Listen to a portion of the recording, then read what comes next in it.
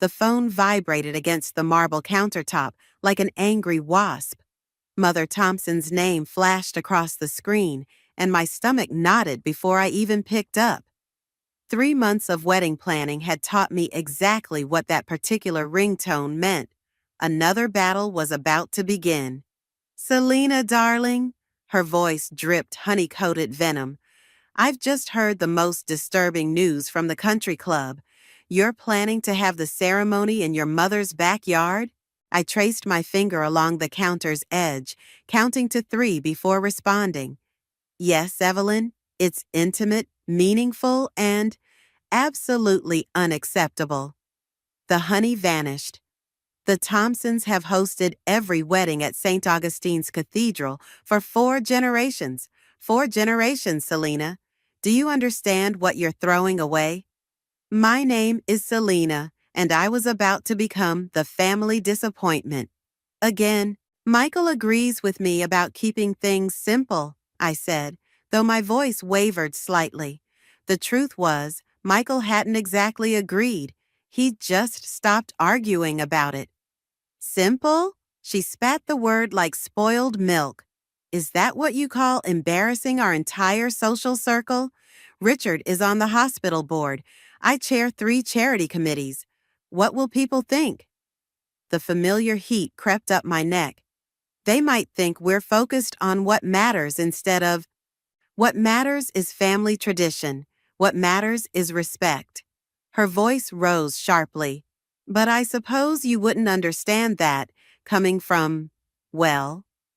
The unfinished sentence hung between us like a poisoned arrow. Coming from what, Evelyn?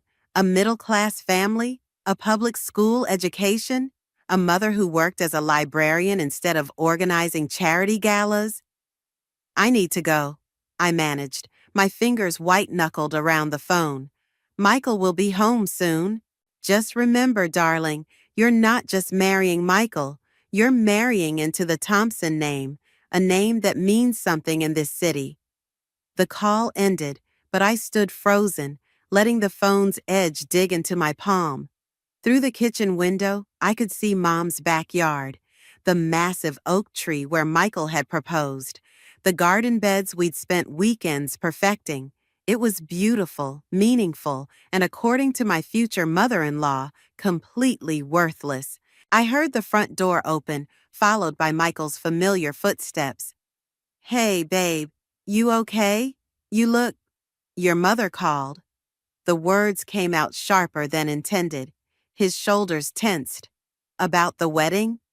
"About how I'm destroying 4 generations of Thompson tradition." I turned to face him. "About how my background isn't good enough for your family name." "She didn't mean, don't." I held up my hand. "Don't defend her. Not this time." Michael ran his fingers through his hair, his tell when he's stressed. "What do you want me to do? They're my parents. I want you to stand up to them, to tell them that our wedding is about us, not about their social status or their country club friends or their precious family name." He stayed silent, and in that silence, something shifted, something final. I walked to the window, pressing my forehead against the cool glass. Behind me, Michael shuffled uncomfortably, caught between loyalty to his parents and love for me. But I wasn't watching him. I was watching the oak tree, remembering his proposal, remembering how simple everything had seemed then. "I need some air," I said finally, grabbing my keys. "Don't wait up." As I drove away, my phone buzzed again. Evelyn. I ignored it, but her words echoed in my head. The Thompson name means something in this city. Fine. If she wanted to play games with names and reputations, I knew exactly who to call. It was time Jennifer Collins and her father, the senator, got involved in this little family drama. Sometimes the best revenge isn't served cold. It's served with a perfectly polite smile and a guest list that would make Evelyn Thompson choke on her morning mimosa. I found myself at Mom's house well past midnight, sitting at her worn kitchen table while she brewed chamomile tea. The familiar scent of lavender dish soap and old cookbooks wrapped around me like a comfort blanket, but even that couldn't ease the tension in my shoulders. "You're going to wear a groove in that table," Mom said, watching me trace the same old water ring for the 100th time. Michael texted 8 times on the drive here. I pushed my phone face down. He says I'm being unreasonable. Mom set 2 steaming mugs down and settled across from me. "And what does Selena say?" "Selena says she's tired of being the family disappointment." The words came out bitter. "Did you know Evelyn keeps a photo album of all the Thompson wedding ceremonies? 4 generations at St. Augustine's Cathedral. 4 perfect society page weddings. And now her son wants to get married in my backyard." Mom's eyes crinkled. How terribly déclassé. "It's not funny, Mom." "No, it's not. But neither is letting that woman make you doubt yourself." She reached across the table, her hand covering mine. "You remember Jennifer's wedding? The 3-ring circus at the plaza?" I snorted. How could I forget? "And where is Jennifer now?" "Divorced, living in Los Angeles." I paused, seeing where she was going with this. "But that's different. This isn't about the wedding, not really. It's about respect, about being good enough." The back door creaked, making us both jump. Michael stood there, looking rumpled and exhausted. "I knocked," he said quietly. "But I heard voices." Mom stood, gathering her tea. "I'll leave you 2 to talk." "Linda, please stay," Michael said quickly. "I actually need both of you to hear this." Something in his tone made my stomach clench. "My parents want to host an engagement dinner next weekend," he continued. "At the country club. They've already invited everyone." "Everyone?" The word felt like glass in my mouth. "The hospital board, their charity committee friends, the mayor's wife." He wouldn't meet my eyes. "They say it's tradition." "Of course they do." I pushed back from the table, the chair legs scraping against linoleum. "And let me guess, you told them yes without asking me first." "Selena?" "No, Michael. This is exactly what they always do. They bulldoze right over what we want, what we planned, and you just let them. They're trying to welcome you into the family." "By what? Parading me around like some circus act? Come see the middle-class girl who dared to marry a Thompson?" Mom cleared her throat. "Michael, would you like some tea?" We both turned to stare at her. She met our looks calmly, already pulling down another mug. "Chamomile," she continued. "Good for frayed nerves. And while you drink it, maybe you can both remember that marriage isn't about winning battles. It's about choosing which hills to die on." Michael sank into a chair, accepting the mug. "I love you, Selena, you know that. But they're my parents. And sometimes keeping the peace is worth—" "Worth what?" I cut in. "Worth watching your wife be humiliated? Worth letting your mother treat my family like we're beneath her? That's not fair. Neither is making me choose between my self-respect and your family's traditions." The silence stretched between us, broken only by the quiet tick of Mom's ancient wall clock. Finally, Michael set down his untouched tea. "The dinner's next Saturday at 7, he said softly. "Wear something appropriate." He left the same way he came, through the back door, leaving behind the scent of his cologne and the weight of his capitulation. Mom watched me carefully. "What are you thinking?" I picked up my phone, scrolling through contacts until I found the number I needed. "I'm thinking it's time to call Jennifer, see if she and her father want to attend a little engagement dinner." "Selena," Mom's voice held a warning. "Revenge might feel good in the moment, but this isn't about revenge anymore, Mom." I met her gaze steadily.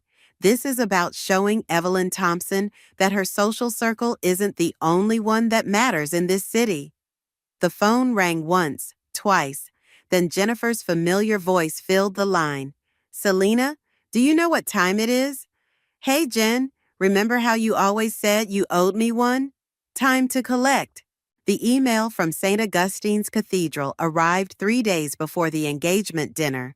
I almost deleted it, assuming it was a generic newsletter, until I saw the subject line, Thompson Carter Wedding Confirmation.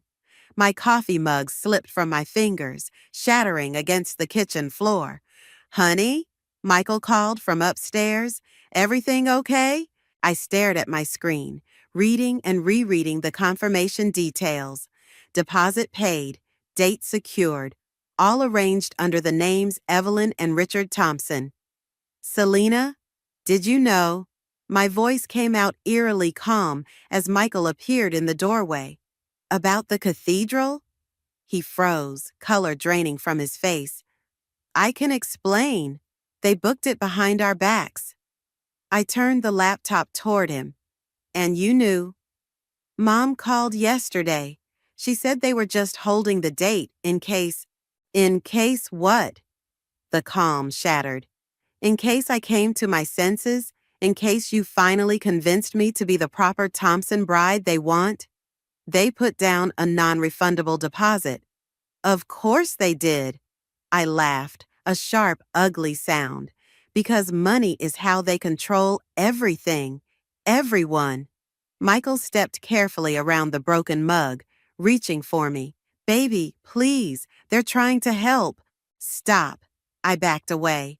"Just stop defending them. For once in your life, Michael, see what they're really doing.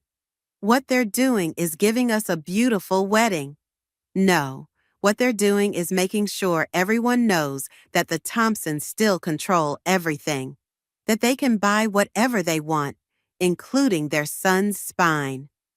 The words hung between us like shrapnel. Michael's face hardened. "That's not fair. Neither is this." I grabbed my phone, dialing Jennifer's number. "But I'm done playing fair." "Don't." Michael reached for the phone.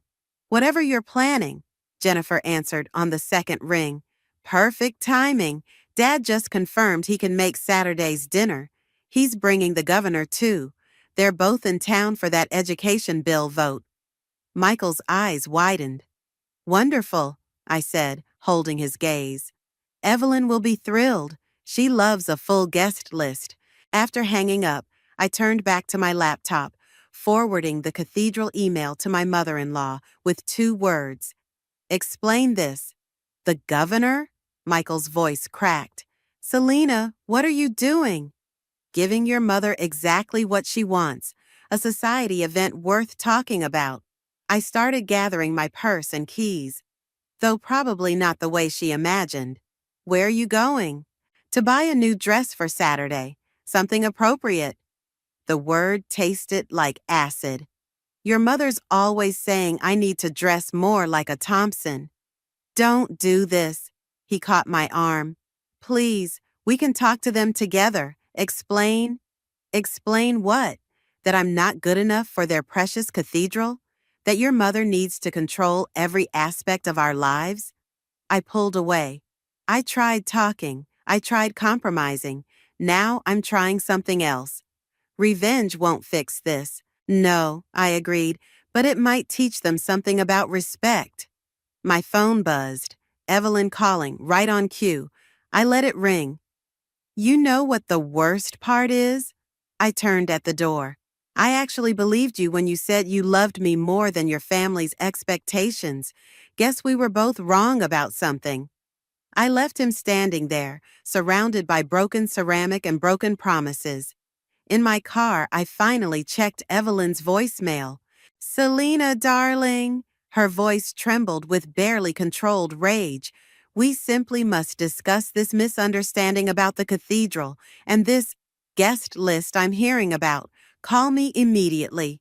I deleted the message and dialed Jennifer instead. "Hey," I said when she answered. "Remember that red Valentino dress you wore to the Emmys last year? Any chance I could borrow it for Saturday?" "The one that made page 6?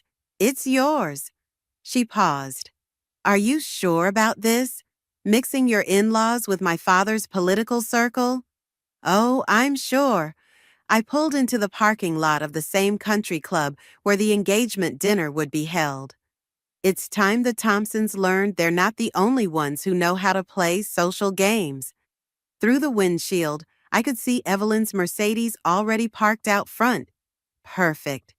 Time for a little preview of Saturday's entertainment. The country club's marble floors echoed with each step as I followed the maitre d' toward the private dining room.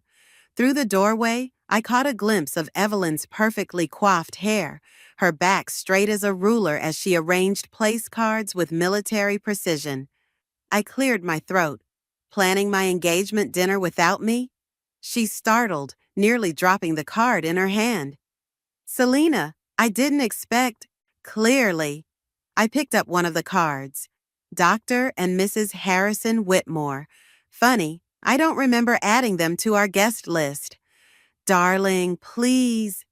Evelyn's smile stretched tight. Harrison is the chief of surgery. He's practically family. Like the governor? The color drained from her face. What? Oh, didn't Michael tell you? Jennifer Collins and her father are coming. The governor, too. I traced the gold lettering on the place card. I should probably help you rearrange these. Protocol can be so tricky with elected officials. You had no right. Like you had no right to book St. Augustine's? The door opened behind us, and Richard Thompson strode in, followed by Michael. They both froze, reading the tension in the room. What's going on? Richard demanded. Ask your wife about the cathedral. I turned to Michael. Or your son. Richard's expression darkened. Evelyn? It's tradition, she snapped, and I won't let some public school librarian's daughter turn our family's legacy into a backyard barbecue. The words hung in the air like smoke. Michael stepped forward, but I held up my hand. You know what's interesting about librarians? My voice remained steady. They teach you how to research, how to find information. I pulled out my phone, scrolling through emails. Like the fact that St. Augustine's Cathedral was built with Collins family money. Senator Collins's great-grandfather donated the land. Evelyn's perfectly manicured nails dug into the tablecloth. Selena? Michael's voice cracked. Please don't do this. Do what? Play by Thompson rules? I met his gaze. Because that's what this is, isn't it? A game of influence and control. This isn't a game, Richard growled. This is about respect. Exactly. I placed Jennifer's place card at the head of the table. So let's talk about respect. My phone buzzed. A text from Mom. Need to see you. Important. Excuse me, I said, gathering my purse. I have another appointment, but don't worry about the seating arrangement, Evelyn. Jennifer's people will handle it. They're used to managing high-profile events. I made it halfway to Mom's house before the shaking started. Pull yourself together, I thought, gripping the steering wheel tighter. You wanted this. Mom was waiting on the porch, holding a worn leather photo album I'd never seen before. Sit, she said when I approached. There's something you need to know about the Thompsons. She opened the album to reveal a yellowed newspaper clipping.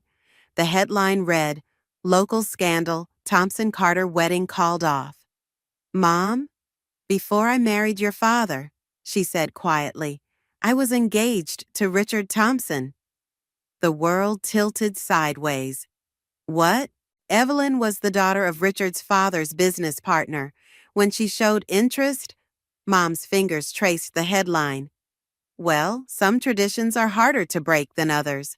Why didn't you tell me? Because you loved Michael. Because I thought maybe things had changed. She closed the album. But watching history repeat itself? My phone buzzed again. Michael calling. I ignored it. The engagement dinner, Mom continued. The cathedral. It's not about you, Selena. It's about Evelyn making sure everyone knows she won. Again. I stared at the album, at 30 years of buried history suddenly rising to the surface. So what do I do? That depends. Mom's eyes met mine. Are you fighting for your wedding, or are you fighting to prove something to Evelyn? Because only one of those battles is worth winning. The phone buzzed a third time. This time, it was Jennifer. The governor confirmed, her text read. Dad's bringing reporters from the society pages. Evelyn Thompson won't know what hit her. I looked at Mom, then back at the message, feeling the weight of 3 generations of Thompson Carter history pressing down on my shoulders. I need to make a call, I said finally, reaching for my phone. But for the first time since this all began, I wasn't sure who I was really fighting anymore. Jennifer's Valentino dress hung in my closet like a red flag, taunting me. 2 hours until the engagement dinner, and my phone wouldn't stop buzzing with updates. The governor's security detail needed parking arrangements. Senator Collins's office wanted to confirm menu restrictions. Michael had left 8 voicemails I couldn't bring myself to hear. The doorbell rang. I opened it to find Richard Thompson standing there, looking older than I'd ever seen him. "May I come in?" I stepped aside, watching him survey my modest living room with new eyes. Now I understood his careful distance all these years, the way he'd never quite looked at me directly. "Linda told you?" It wasn't a question. "About you and her?" "Yes." I crossed my arms. 30 years of Thompson traditions suddenly make a lot more sense. "It wasn't like that." He ran a hand through his silver hair. "Your mother wasn't good enough? Like mother, like daughter, right? You're nothing like Linda." His voice cracked. "She walked away. You're fighting back." The leather album Mom had shown me sat on my coffee table. Richard picked it up, thumbing through pages until he found the newspaper clipping. "Evelyn was pregnant," he said quietly.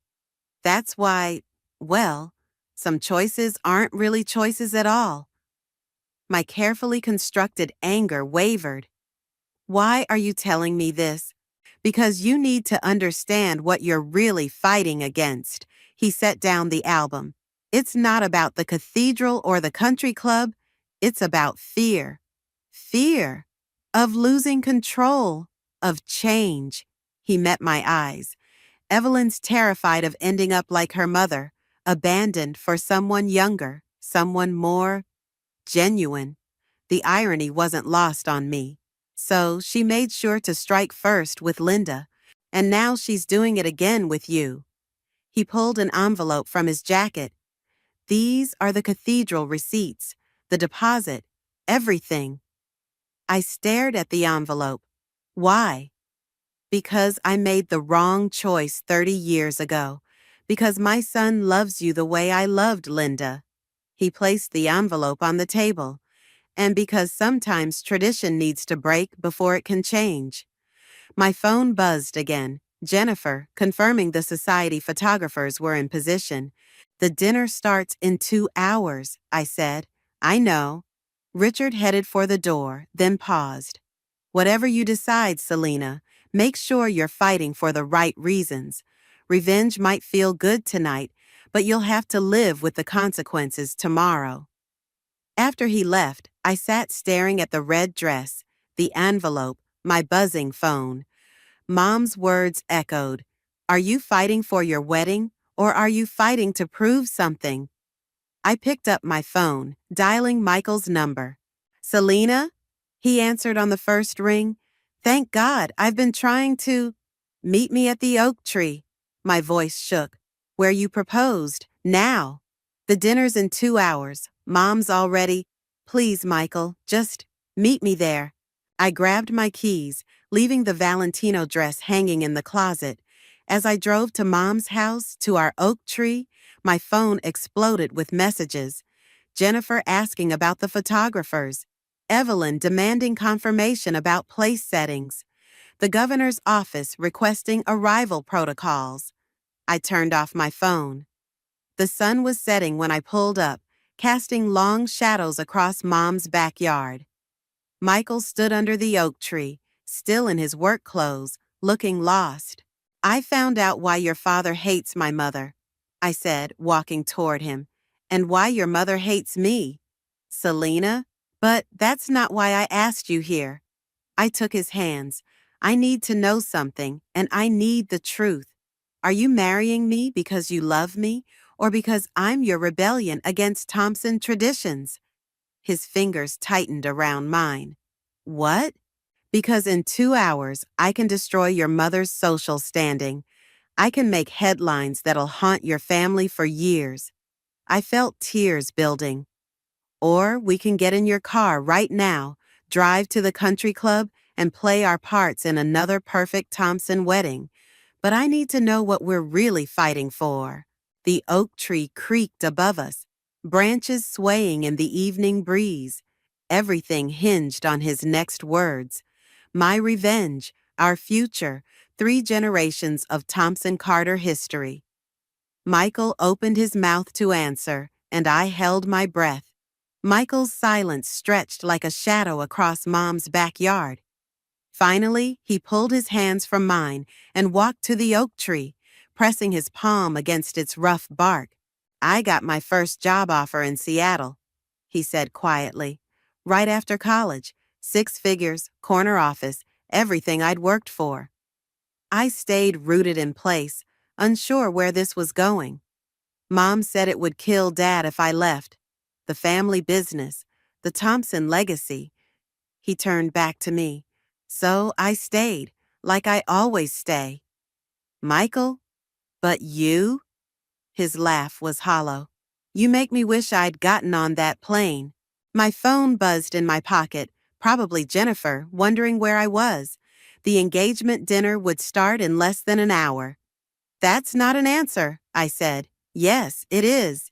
He stepped closer. I love you because you're everything they're afraid of, everything I wish I could be. The words hit like a slap. So I am your rebellion. No, you're my wake-up call. He pulled out his own phone, scrolling through messages. Look at this. Mom sent 14 texts about the governor's seating arrangement. Dad's called 3 times about the cathedral deposit. They're trying to control us. And you're trying to destroy them. His voice hardened. Tell me, what's the difference? Before I could answer, headlights swept across the yard. A sleek black car pulled up, and Jennifer stepped out, wearing a designer suit that probably cost more than my monthly salary. There you are. She strode toward us, phone in hand. The photographers are in position. The governor's 2 minutes out, and your mother-in-law is having a meltdown about the place cards. This is going to be epic. Michael stared at her, then at me. You planned all this? I had help? I gestured to Jennifer, who was still scrolling through messages. Oh, and Dad convinced the Times to send their society columnist. Jennifer added, tomorrow's headline, Thompson family scandal, history repeats, pure gold. History repeats? Michael's voice cracked. What does that mean? I opened my mouth, but no words came. How could I explain about his father and my mother? About 30 years of buried secrets and repeated patterns? Selena? Jennifer prompted. We need to go. Everyone's waiting. Michael pulled out his car keys. You know what? Let them wait. What are you doing? Making a choice. He started walking toward his car. I'm done being the dutiful Thompson son. Done watching everyone I love tear each other apart over some twisted idea of family honor. Michael, wait. You want revenge on my mother? Fine. Go to that dinner. Let Jennifer and her father and their reporters destroy 30 years of my family's reputation. He yanked open his car door. But don't expect me to stand there and watch. Jennifer touched my arm. The governor's already at the club. If we leave now... Stop. I shrugged her off. Just stop. The oak tree loomed above us, witness to another Thompson Carter crossroads. In my pocket, the cathedral receipts Richard had given me felt like they were burning a hole. What are you doing? Jennifer demanded as I pulled out my phone. Choosing my battle. I dialed Senator Collins' office, hands shaking. This is Selena Thompson. I need to cancel the governor's appearance tonight. Family emergency. Are you insane? Jennifer grabbed for my phone. Do you know how many strings Dad pulled? I know exactly what strings you pulled. I stepped back, and I'm done dancing on them. Michael stood by his car, watching, waiting. You're making a mistake, Jennifer said. They'll never respect you now. I looked at the oak tree, remembering Mom's words about battles worth winning, remembering Richard's warning about living with consequences. Maybe, I said, but at least I'll respect myself. I walked toward Michael's car, leaving Jennifer standing in my mother's backyard, surrounded by 30 years of Thompson Carter history and a revenge plot that suddenly felt as hollow as Evelyn's social pretenses. Where are we going? Michael asked as I slid into the passenger seat. I don't know. I pulled out my phone one last time, typing a message to Evelyn. The engagement dinner is canceled, but we need to talk about Linda, about Richard, about everything. But I know where we're not going, I added as Michael started the engine. And sometimes that's enough. Michael parked in front of the Thompson estate at midnight. The house loomed dark except for the study windows, where warm light spilled across manicured lawns. Of course Evelyn would be waiting. You don't have to do this, Michael said. Yes, I do. I clutched the leather album from Mom in one hand, the cathedral receipts in the other. Some stories need to end differently. The front door opened before we reached it. Evelyn stood in her designer dress, makeup perfect despite the hour. Behind her, Richard sat in his leather chair, looking smaller than I remembered. The governor sends his regrets, I said, stepping inside, along with half of the hospital board, I imagine. Evelyn's smile was brittle. Quite the spectacle you arranged. Learned from the best. I placed the album on Richard's desk, though probably not as spectacular as 30 years ago. The color drained from Evelyn's face. Richard stood abruptly. That's enough. No, it's not. I opened the album to the newspaper clipping. Tell him, Evelyn. Tell Michael how you made sure Richard chose the right Carter woman. Michael picked up the article, his hands shaking. Dad, what is this? Ancient history, Evelyn snapped. Like the cathedral deposit? I pulled out the receipts. Or did you think forcing history to repeat itself would somehow make it right? You have no idea. I know exactly what I'm talking about. My voice stayed steady, the same way you knew exactly what you were doing when you got pregnant right after Richard proposed to my mother. The silence that followed was deafening. Michael stared at his father, who couldn't meet his eyes. Is it true? Michael's voice cracked. It was complicated, Richard started. It was necessary, Evelyn cut in. The Thompsons needed control. I stepped closer, just like now, but here's what's going to happen instead. I pulled an envelope from my purse, the one Jennifer had given me, with the photos and story ready for tomorrow's papers. Tomorrow, there's either going to be a scandal in the society pages about Thompson family history, or there's going to be nothing at all. I set the envelope down. Your choice. You're blackmailing us? Evelyn's voice rose. I'm offering you what you never gave my mother. A choice. Richard picked up the envelope with trembling fingers. What do you want? The wedding happens in Mom's backyard. No cathedral, no society circus. I met Evelyn's gaze. And you both show up with genuine smiles and welcome me to the family. Really welcome me. Or, Evelyn challenged, or tomorrow everyone learns how the perfect Thompson dynasty was built on destroying my mother's happiness. I turned to Michael. Your call. Michael looked at his parents, then at the newspaper clipping, then at me. Something shifted in his expression. No, he said quietly. What? No deals, no threats. He took my hand. We're getting married in Linda's backyard because that's what we want. And if you can't accept that, he faced his parents, Then don't come at all. Evelyn sank into a chair, her perfect posture crumbling. Richard stared at the album, at 30 years of carefully maintained appearances. I loved her, he whispered. Linda, I really did. I know, I said softly. That's what makes it worse. Evelyn's hand found Richard's, squeezing tight. For the first time, I saw fear in her eyes, not of scandal or social ruin, but of history truly repeating itself. The backyard wedding stays, she said finally. But, she pulled out her checkbook, let us at least help make it beautiful, the way it should have been 30 years ago. She wrote a number that made my eyes widen, then held out the check. This isn't about buying forgiveness, she added quickly. It's about choosing a different ending. I looked at the check, then at Michael, then at the envelope of damaging photos. Revenge had brought me here, but something else would have to lead me out. Okay, I said, taking the check but leaving the envelope. Let's write a new story.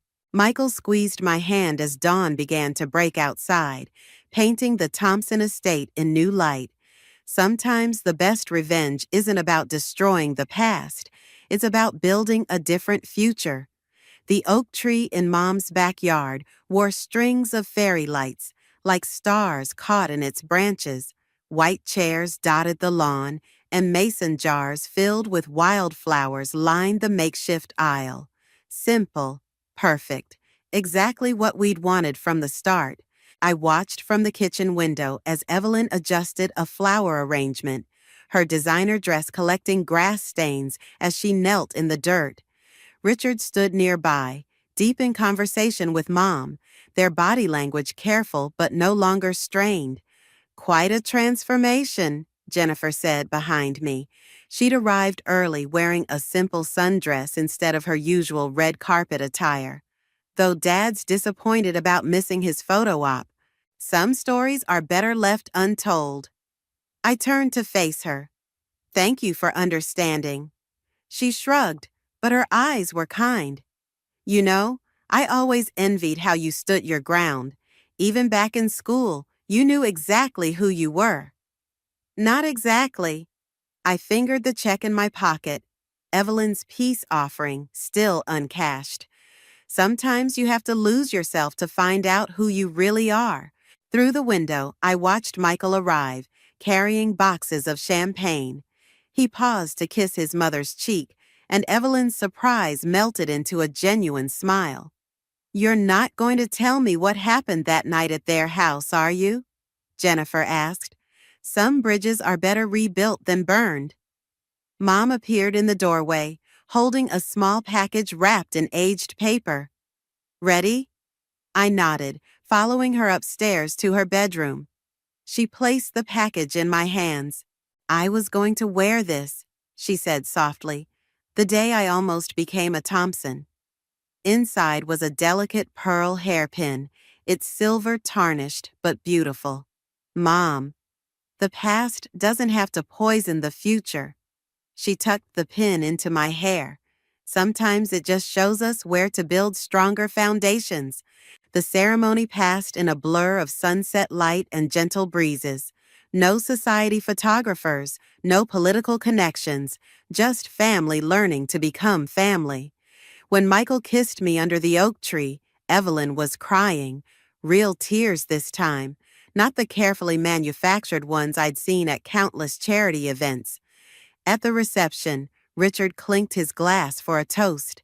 My stomach tightened, remembering all the Thompson traditions we'd broken. 30 years ago, he began, his voice wavering, I made a choice based on fear, on tradition, on other people's expectations. His eyes found Mom in the crowd, then moved to me. Today, my son chose love instead, and in doing so, he taught his old man that sometimes the best traditions are the ones we dare to break. Evelyn stood, taking his hand. To new beginnings, she added, and to the daughter we almost lost before we truly found her. Later, as fireflies replaced the setting sun, I found the uncashed check in my pocket. Michael watched as I tore it carefully down the middle. "You sure?" he asked. "Some debts can't be paid with money." I scattered the pieces like confetti. "And some shouldn't be paid at all." Mom and Evelyn sat together at a corner table, heads bent over the leather album, not erasing the past, but finally facing it. Richard watched them from a distance, his expression a complex mix of regret and relief. "Think they'll be okay?" Michael asked. "I think they'll be better." I leaned into him, watching our families slowly become one. Sometimes revenge isn't about making someone pay. Sometimes it's about making them see. Jennifer caught my eye from across the yard and raised her glass in a silent toast. She understood now why I'd canceled her father's appearance, why I'd chosen this simple celebration over social warfare. Some victories aren't won through destruction. The oak tree swayed gently overhead, its lights twinkling like the stars emerging above. 30 years of Thompson Carter history whispered through its leaves, but the sound was different now. Not a reminder of what was lost, but a promise of what could be built. I felt the pearl pin in my hair, carrying both my mother's past and my future. Some battles are won not by fighting, but by finding the courage to lay down arms and build something new from the ashes of what might have been.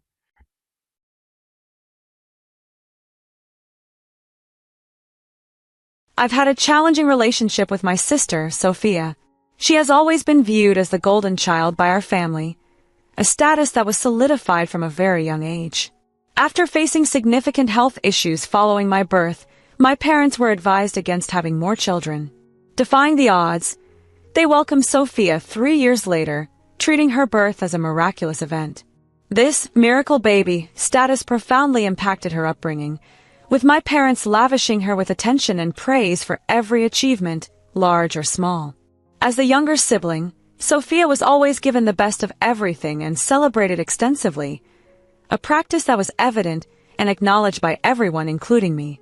While my parents did provide for me, I often felt like an afterthought. For instance, if Sophia and I had events on the same day, my parents would invariably attend hers, justifying their choice by saying she was younger and needed them more. This favoritism extended to even the smallest of details. There are meticulously organized albums filled with Sophia's childhood photos that my parents treasure. In contrast, they claim that photos from my childhood were lost in a storm, leaving no physical memories of my early years. Whenever Sophia encountered any issue, it was promptly addressed. However, if I faced a problem or voiced a need, my concerns were dismissed or I was labeled spoiled. I was also often compared unfavorably to Sophia, with my parents urging me to be more confident and outgoing like her. Moreover, I was frequently held accountable for Sophia's actions, with the expectation that as the older sibling, I should have been a better role model. This blame game was not only unfair but also deepened my sense of being less favored.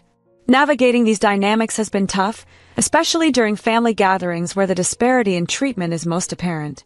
For example, at a recent dinner party hosted by Sophia, I arrived to find that everyone had already eaten.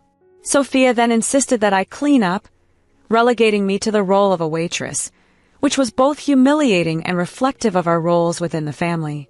Sharing these experiences is not easy, but it's important to acknowledge that such family dynamics can have lasting effects on one's self-esteem and interpersonal relationships. I hope by opening up about my story, others in similar situations feel less alone and more empowered to address, or at least reflect on their own family experiences. The situation didn't improve as my sister knew exactly how to use her status as a favorite child to her advantage. She often exploited it to outdo me during minor disagreements or get away with unacceptable behaviors. She regularly took over my belongings and clothes without asking, and if I dared to object, she complained to our parents, who then painted me as selfish and inconsiderate. As a result, I was frequently reprimanded for not sharing, casting me as the villain in every scenario. Contrarily, Sophia was very protective of her possessions.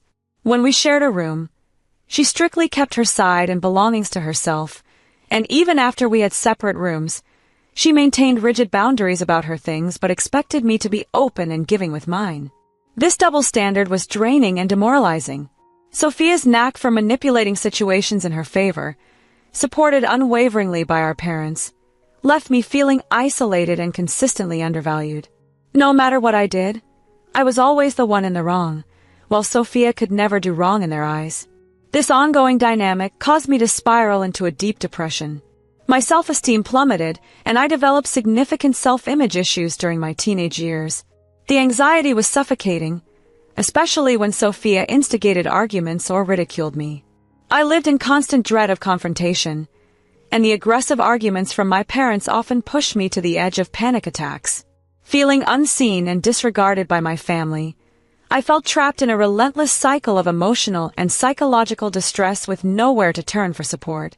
My only refuge was my journal, where I wrote down my thoughts every night. It was my sanctuary, a place for honesty and processing the turmoil around me, offering a sliver of peace. I kept it hidden under my bed, terrified that Sophia would find it and use it to taunt me. My worst fears were realized one day when Sophia, who couldn't resist snooping despite my pleas for privacy, discovered my journal while I was away. She read through its private contents, breaching the last safe space I had.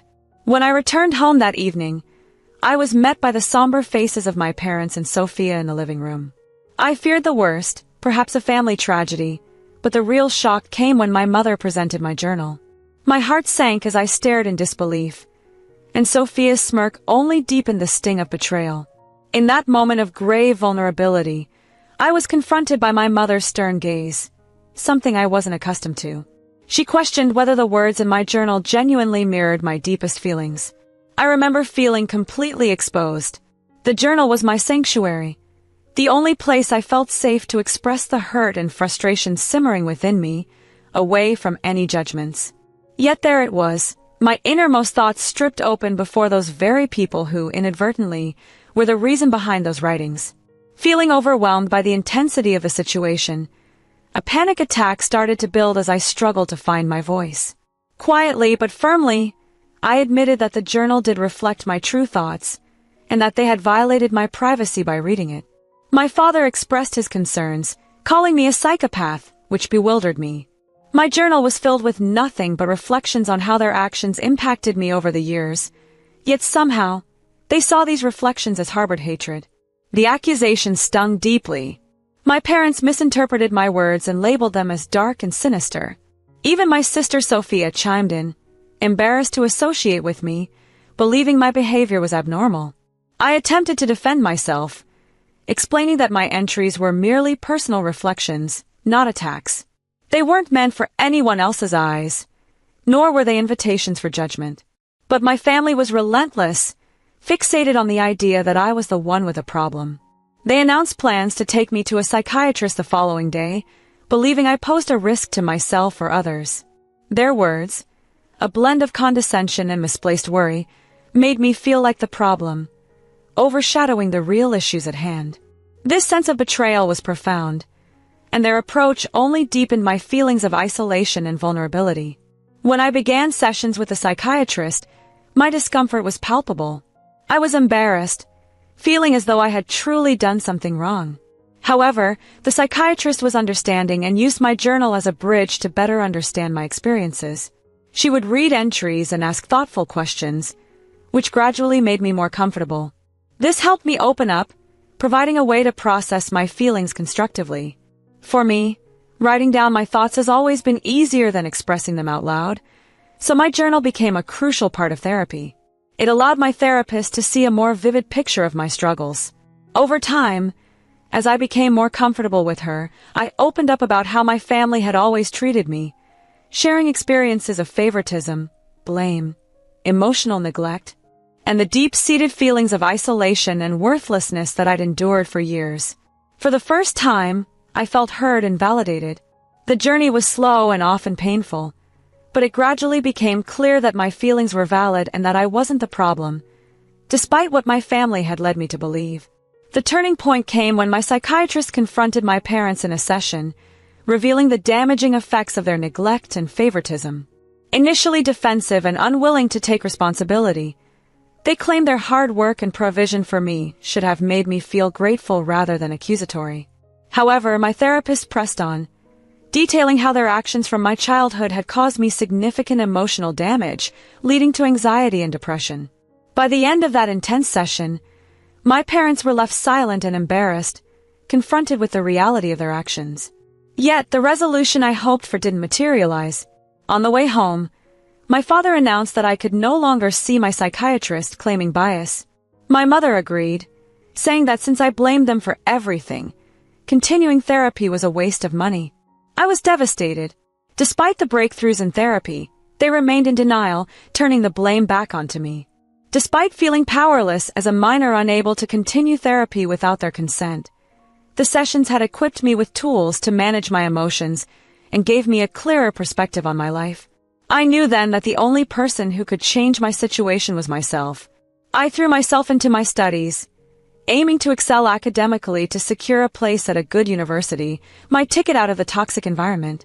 Alongside my academic goals, I consciously decided to emotionally detach from my family interactions, focusing on preserving my well-being by minimizing my emotional engagement with them. I ceased journaling once I realized that documenting my deepest thoughts might expose me to being exploited. Instead, I focused on my academic pursuits and established firm boundaries with my family, carving out a personal space where I could eventually break away and shape a future unfettered by their constraints and prejudices. When I earned a full scholarship to a distant college, a decision my parents opposed because of its location, I was undeterred by their disapproval.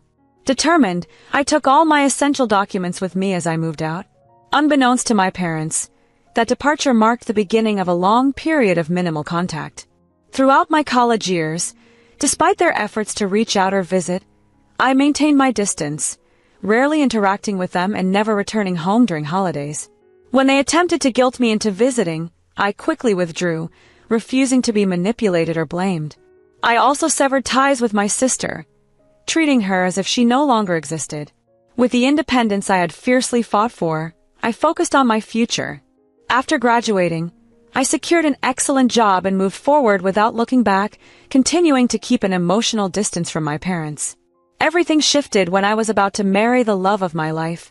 My parents, having heard about my engagement through relatives, reached out unexpectedly. They apologized for their past actions and expressed regret, acknowledging their mistakes and desiring to forge new memories as I started my own family. Their apology surprised me, stirring a mix of emotions. As I embarked on this new chapter of my life, I chose to release the grudge and invited them to my wedding. Although they asked for my sister to be included, I stood firm on not having her there, and they respected my decision. The wedding was joyous, and seeing my parents genuinely happy for me confirmed that inviting them was the right choice. Since then, I have made efforts to occasionally visit them for dinner, catching up on life. During these visits, I sometimes interact with my sister, who attempts to provoke me with petty remarks about my marriage and in-laws. I address her comments head-on, ensuring she understands her place. Sophia's resentment has only grown, especially after learning I have a better relationship with my in-laws than she does with hers. She often tries to undermine my husband and in-laws with snide remarks, using these jibes as a way to express her bitterness, but I remain resolute in not letting her negativity affect me. Sophia has often used harsh words to express her unhappiness with her own life.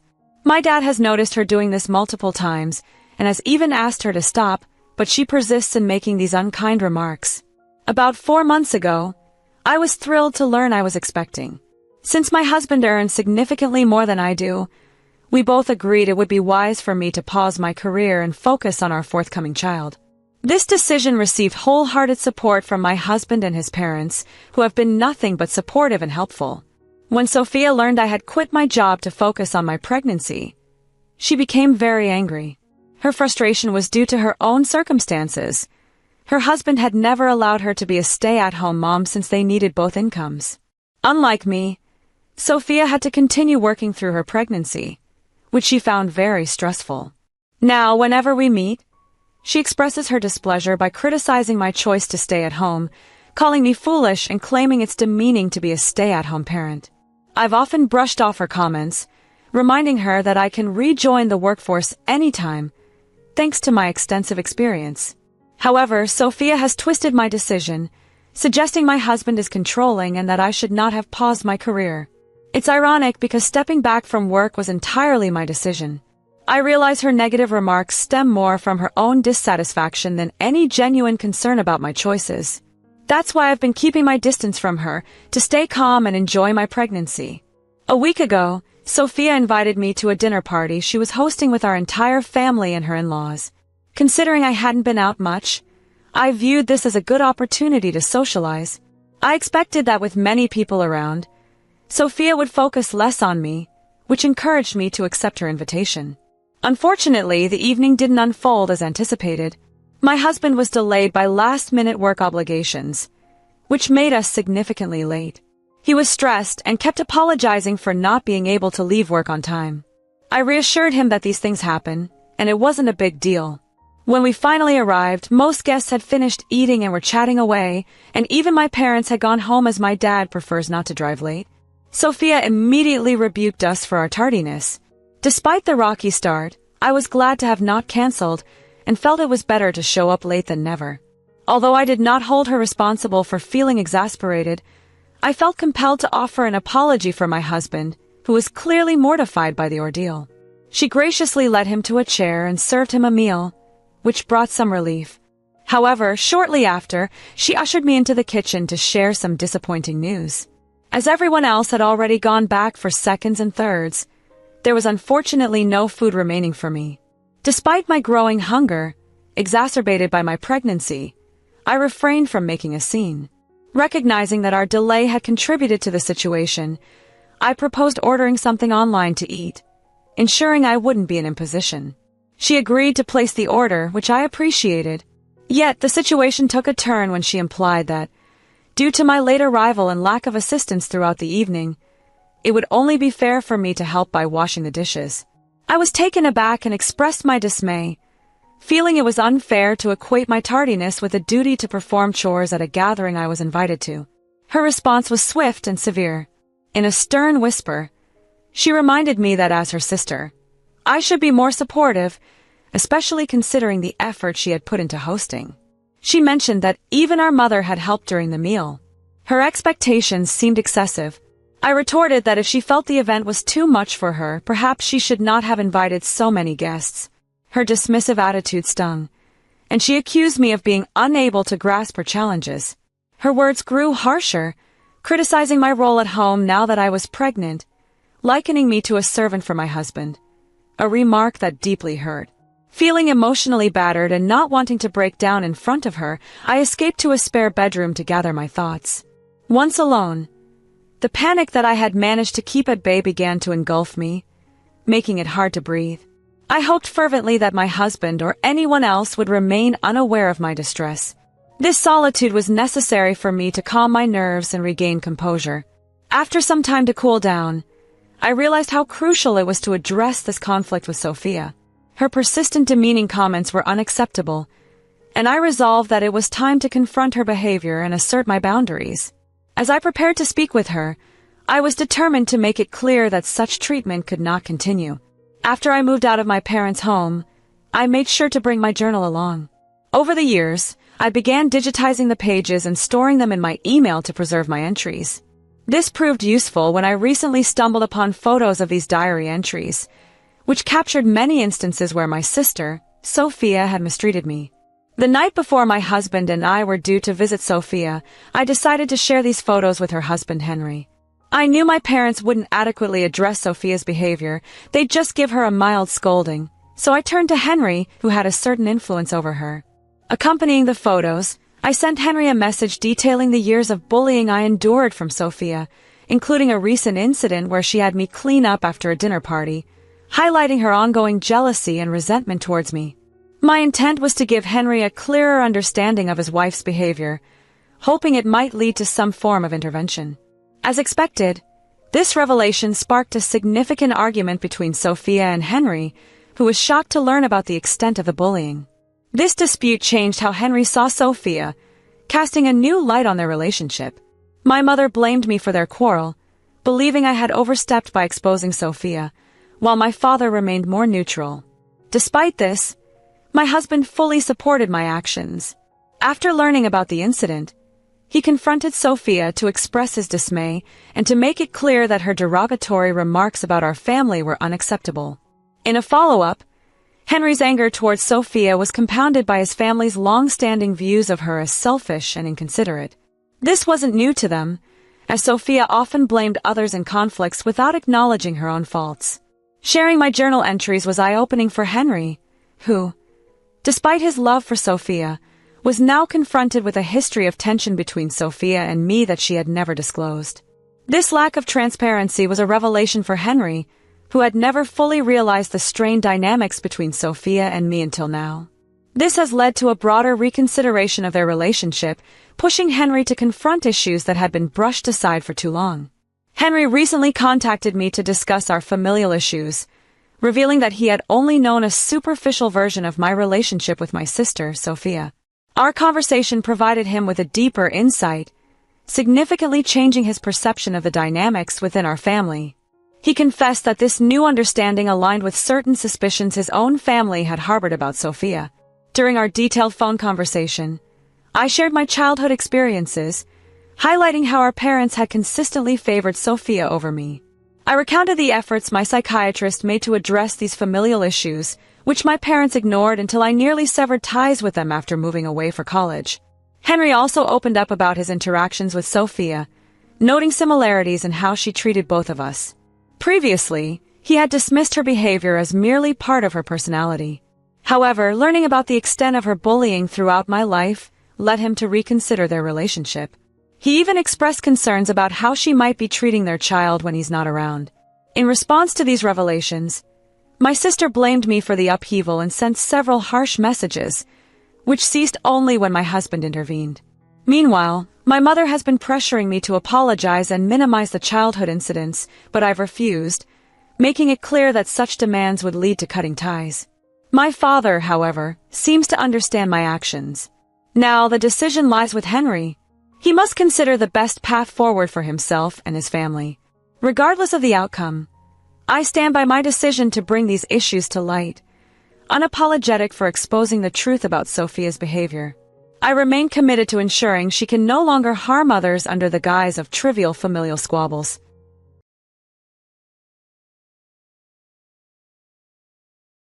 My name is Sophia, a 26-year-old woman, and I've been happily married to my husband, Daniel, who is 27 for 5 years. Together, we have a wonderful but sometimes challenging daughter named Eliana, who is 5 years old. Eliana is autistic and nonverbal, which means our daily life revolves around keeping her in a structured routine. This routine is crucial for her well-being because even minor changes can lead to significant meltdowns. Because of this, we have learned to be very careful about how we manage our surroundings, especially when we're away from home. Every summer, Daniel's extended family rents a large beach house for a 3-week vacation. This tradition has been going on for more than 10 years. While it can get quite chaotic, it's something we always look forward to. The beach house has 4 bedrooms, a luxurious master suite, 3 regular bedrooms, and a small room with bunk beds. Daniel's parents usually claim the master suite, and the rest of us take turns drawing straws for the other rooms. This system has worked well over the years, with everyone generally accepting their assigned spaces without much disagreement. However, this year took a turn for the worse. Daniel's older brother, Joseph, who is 31, and his wife, Chloe, who is 29, announced that they were expecting their first child. Chloe is currently 7 months pregnant, and her pregnancy has been quite tough. She has been dealing with severe morning sickness, constant back pain, and just hasn't been feeling herself at all. When Joseph and Chloe arrived at the beach house, they expected to get one of the best rooms without going through the usual straw drawing process. They argued that Chloe needed a comfortable bed because of her pregnancy, and everyone quickly agreed. However, halfway through, Chloe changed her mind and decided to draw straws like everyone else. Daniel and I didn't mind this change. We just wanted to make sure that we had a good room for Eliana. When it was time to draw straws, luck was on our side. Daniel, Eliana, and I ended up with the best regular bedroom. This room came with an ensuite bathroom and a beautiful view of the ocean. It was perfect for us, especially for Eliana. The sound of the waves was soothing for her, and having the bathroom connected to our room meant we didn't have to walk through shared spaces when she needed some quiet time. Joseph and Chloe got the second best room, which, while not as nice as ours, was still quite comfortable. Everything seemed to be settled, but I should have known that with Chloe, nothing is ever simple. To give you a bit of backstory, before I met Daniel, there was a brief romantic history between him and Chloe. They had a fling the summer after they graduated from college, one of those intense but short-lived romances that feel so exciting at the time. They met at a mutual friend's party and were immediately drawn to each other. They spent a few passionate weeks together, but soon realized they were too different to continue the relationship. Daniel was looking for something serious and committed, while Chloe was more carefree and not interested in settling down. They ended things on good terms, but the chemistry they once had was undeniable. Fast forward 7 years. Daniel is now married to me, and Chloe ended up marrying his older brother, Joseph. It's an awkward situation for sure. Joseph isn't exactly what you'd call handsome. He has a balding head and a large belly, but he makes up for it by catering to Chloe's every need. When Daniel and I started dating, Chloe was already part of the family, but there has always been an unspoken tension between us. Chloe seems to act as though she is in some sort of competition with me, almost as if she needs to prove she is better or more desirable. Honestly, I've never been the jealous type, but Chloe's constant need to outdo me has become quite exhausting. I just want to focus on my family and enjoy our vacation without all this added drama. There have been many moments when I felt uncomfortable in my own skin, but one particular instance stands out clearly. It happened a few years ago during a family Thanksgiving dinner at Daniel's parents' house. As the evening went on, the conversation shifted to our jobs and careers. At that time, I was working as a logo design, and I had just landed a significant new client. This was a huge accomplishment for me, something I was genuinely proud of. Daniel, being the supportive husband he is, excitedly shared the news with everyone at the table. But then Chloe, my sister-in-law, quickly jumped in. She announced that she had just closed a real estate manager deal that earned her twice the commission she had expected. The way she said it, with that smug little smile on her face, made it clear she was not just sharing good news. She was trying to overshadow my achievement. It might have seemed like a small thing, but it was just one of many times when Chloe seemed determined to remind me that she was always ahead of me in some way. I tried not to dwell on it, especially since I had to spend time with her in the same house. Later that evening, when Daniel and I arrived at our room, things started off well. We unpacked our bags, settled in, and began to relax. Our daughter, Eliana, adapted to the new environment surprisingly well.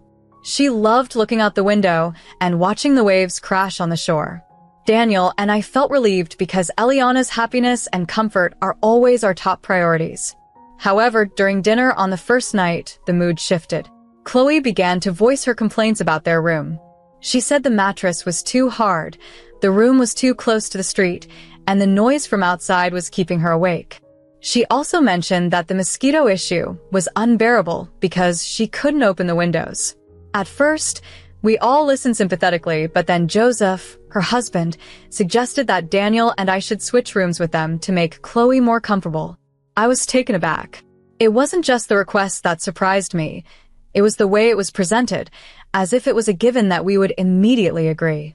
I politely declined, explaining that Eliana was already settled in our room and that changing her surroundings could upset her routine. I emphasized how important it was for her to feel secure, especially in a new place. Chloe's reaction was intense and immediate. Her face flushed with anger, and I saw tears start to form in her eyes. She accused me of being selfish and not caring about her pregnancy or the health of her baby. Joseph supported her, insisting that, as a mother, I should understand how crucial it was for Chloe to be comfortable.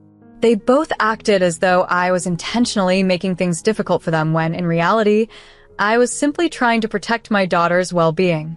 Daniel stepped in, trying to mediate by suggesting we could switch rooms halfway through our vacation, but Chloe flatly refused. She insisted that she needed consistency and that moving halfway through would be too stressful for her. The more she spoke, the more I realized that this situation wasn't just about the room. It was about control. Chloe wanted things her way, and she was willing to manipulate everyone around her to get it. I had seen this side of Chloe before, but never so openly. She has always had a knack for turning situations to her advantage, using her emotions to sway others. In the past, I had tried to be understanding and rise above her tactics, but this time it felt different. This time, I felt my frustration bubbling to the surface. I felt a surge of determination. I couldn't back down. This situation was about more than just standing up for myself. It was about defending Eliana, who didn't have the ability to advocate for her own needs. The argument escalated quickly, and Chloe, who had started off in tears, soon transformed her sadness into outright anger. She accused me of being selfish and not caring about family. To my shock, she claimed that I was putting her baby's health at risk by making her sleep in a room she deemed unsuitable. Joseph, who usually tried to keep the peace, was fully on Chloe's side, calling me selfish in front of everyone. It was like a punch in the gut to hear him say that. Daniel's parents, who had been listening quietly up to that point, finally spoke up. They sided with Chloe and urged me to give up the room to maintain harmony within the family. I couldn't believe what I was hearing. It felt as if everyone was ganging up on me, completely overlooking the fact that I was simply trying to do what was best for Eliana. I held my ground, firmly reminding them that we had drawn straws fairly to determine who would get which room. Eliana's needs had to come first, and I pointed out that Chloe hadn't complained about the room until she saw that we had the one she wanted. It made me wonder if this was just another one of Chloe's power plays, an attempt to demonstrate that she could still control Daniel even after all these years. That night, the tension in the house was thick and uncomfortable. Daniel and I barely spoke before bed. I could see the conflict in his eyes. He was caught between wanting to support me and not wanting to upset his family. He understood my position but also felt sympathy for Chloe, whose pregnancy had been difficult. He didn't want to add to her stress, but I couldn't shake the feeling that this was more than just hormones. This was Chloe using her pregnancy as a way to manipulate the situation to her advantage. The next day, we had planned a family outing to a nearby seaside town. However, the atmosphere was still tense as we piled into the cars, with Chloe giving me the cold shoulder the entire drive. The weight of our argument from the night before hung over us like a storm cloud. Daniel tried to lighten the mood with small talk, but his efforts were met with silence. No one was in the mood to engage. When we arrived at the town, everyone split up to explore. Daniel, Eliana, and I decided to visit the local aquarium, hoping it would be a soothing experience for Eliana. She loved fish, and we thought it might help distract her from the tension at the beach house. To our relief, it worked. Eliana was captivated by the colorful fish swimming gracefully in the tanks. Daniel and I also managed to relax a bit, enjoying the tranquil atmosphere. But our moment of peace didn't last long. We regrouped with the rest of the family for lunch at a seaside restaurant, and that's when things began to spiral downward. Chloe was in full passive-aggressive mode, complaining about everything: the weather, the food, even the seating arrangements.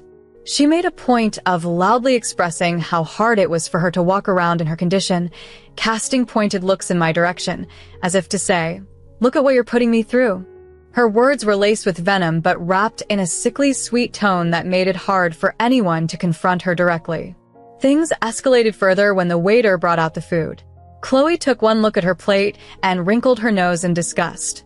"I can't eat this," she declared, dramatically pushing the plate away. "It's too greasy, and the smell is making me nauseous." "I thought we'd come somewhere that catering assistant to people with special needs," she added, glancing at her belly as if the world should revolve around her pregnancy. In that moment, I had to fight the urge to roll my eyes. If I could have, I would have shown her the true meaning of special needs. Joseph, ever ready to defend his wife, immediately called the waiter over and demanded a new dish, something more suitable for a pregnant woman. The waiter, looking flustered and overwhelmed, apologized and hurried off to make the necessary changes. Meanwhile, Chloe shot me a triumphant look, clearly reveling in the chaos she had created. It was infuriating to witness her behavior, and I couldn't shake the feeling that this entire outing was just another stage for her to perform her manipulations. It felt as if Chloe had won some unspoken battle, and the atmosphere during the meal was thick with tension. Every time someone attempted to shift the conversation to a more neutral topic, Chloe found a way to steer it back to her pregnancy and how challenging everything was for her. It became apparent that she was fully exploiting the situation, trying to make me feel guilty for not giving up my room. After lunch, we all strolled along the boardwalk, but the tension between Chloe and me was palpable. She exaggerated her movements, walking slowly and taking large, dramatic steps. Frequently, she would stop to rest, letting out deep sighs to ensure everyone noticed how exhausted she was. Joseph hovered around her like an overprotective nurse, constantly offering her water, asking if she needed to sit down, and shooting glares at anyone who didn't immediately offer to assist her. Daniel saw my frustration and squeezed my hand, offering a reassuring smile. He understood how difficult it was for me to remain calm in the face of Chloe's continuous jabs, but I could tell he was also concerned about how his family viewed the situation. He didn't want things to escalate any further. I appreciated his support, but a part of me wished he would just stand up to Clea. After all, she was being unreasonable, and her behavior was beginning to wear on everyone's nerves. Back at the beach house, the tension only intensified. Chloe's complaints about her room became a constant hum in the background. She often made offhand comments about her inability to sleep, claiming her back pain was worsening because of the terrible bed. She didn't limit her complaints to Joseph. She made sure her remarks were loud enough for Daniel's parents to hear, painting me as the villain who was making her suffer. Daniel's parents, always the peacemakers, started dropping hints that maybe we should reconsider switching rooms. "It's just for a few days," his mother suggested gently one morning over breakfast. "Chloe is pregnant, dear. She needs a rest. You and Daniel are young. You can handle a little discomfort." I wanted to scream. How could they not see that this was exactly what Chloe wanted? She was manipulating everyone into feeling sorry for her, using her pregnancy to get her way.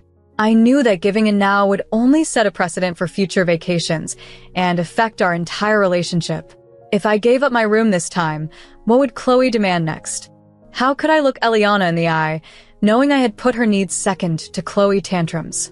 Daniel tried once more to propose a compromise, suggesting that we could switch rooms halfway through the vacation, but Chloe outright rejected it. "I need stability, Daniel," she insisted, her voice trembling with false emotion. "This isn't just about me. It's about the baby. If I don't get proper rest, it could harm my health and the baby's health. I'm sure your wife understands that, right?" Everyone turned to look at me, their eyes filled with expectation. I could feel the weight of their gazes pressing down on me, but I couldn't give in, not when I understood what was really at stake. I stood my ground, repeating that we had drawn straws fairly and that Eliana's needs had to come first. I also reminded them that Chloe had been fine with her room until she realized we had gotten the better one. Chloe stormed off in tears, leaving everyone else to deal with the fallout. Joseph glared at me, muttering something under his breath about how some people just lacked empathy, while Daniel's parents gave me disappointed looks, as if I were the one causing all the trouble. The entire situation felt like it was spiraling out of control, and I couldn't shake the feeling that I was trapped in a nightmare with no escape. As the days went on, Chloe's behavior only grew more erratic. She started making snide remarks whenever Daniel and I were together, hinting at their past fling in ways that made me uncomfortable. "Oh, Daniel, remember when we used to come to places like this? Those were the days, huh?" She would laugh, always making sure to say it when Joseph wasn't around, as if she was trying to create a rift between us.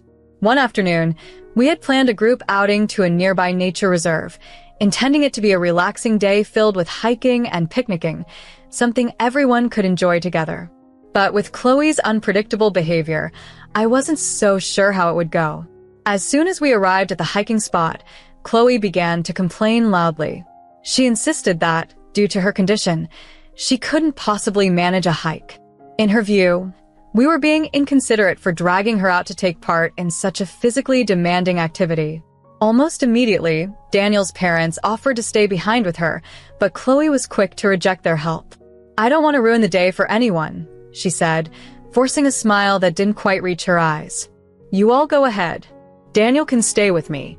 He mentioned he had a headache earlier, so we can catch up, right, Daniel? I noticed Daniel's expression. He looked torn. He clearly didn't want to leave me alone with Eliana, especially since she had been having a difficult morning. Yet, he also didn't want to upset Chloe. The conflict in his eyes frustrated me. Why was he allowing Chloe to manipulate him like this? Why couldn't he see through her act? It was clear to me that her headache was just an excuse to keep him close. Just as I was about to speak up, Joseph stepped in. No, Daniel, you should go with your wife. I'll stay back with Chloe, he said firmly. The look on Chloe's face was priceless. She clearly hadn't expected Joseph to take a stand like that. For a moment, I almost felt sorry for her, but then I remembered how she had been trying to turn Daniel against me, and my sympathy vanished. The hike was beautiful, filled with stunning views and the invigorating scent of nature, but I couldn't fully enjoy it. My mind kept drifting back to Chloe and her behavior. She seemed intent on making this vacation all about her, and I couldn't shake the feeling that there was something more beneath the surface than just pregnancy hormones. Why did Daniel keep giving in to her demands when he could have simply set some boundaries? I couldn't make sense of it. Later that evening, back at the beach house, the truth finally began to surface. We were all gathered in the living room, chatting and watching a particularly emotional episode of a telenovela when Chloe suddenly erupted into tears. Initially, everyone assumed it was just another one of her mood swings, especially since the show was quite sad. Joseph tried to comfort her, but she wouldn't stop crying. Eliana, reacting to the commotion, also started screaming, adding to the chaos. Daniel quickly dug through his pockets and pulled out a lollipop. I smiled, hoping it would calm Eliana down, but instead of giving it to our daughter, Daniel handed it to Chloe. To my surprise, her crying stopped immediately, leaving only Eliana's loud wails.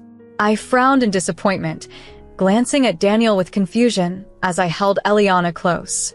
Chloe then pulled Daniel closer, wrapping her arms around his waist as she sniffled. At first, I thought it was just another manipulation tactic, but then she blurted out something that took us all by surprise. I can't keep this secret anymore, she sobbed.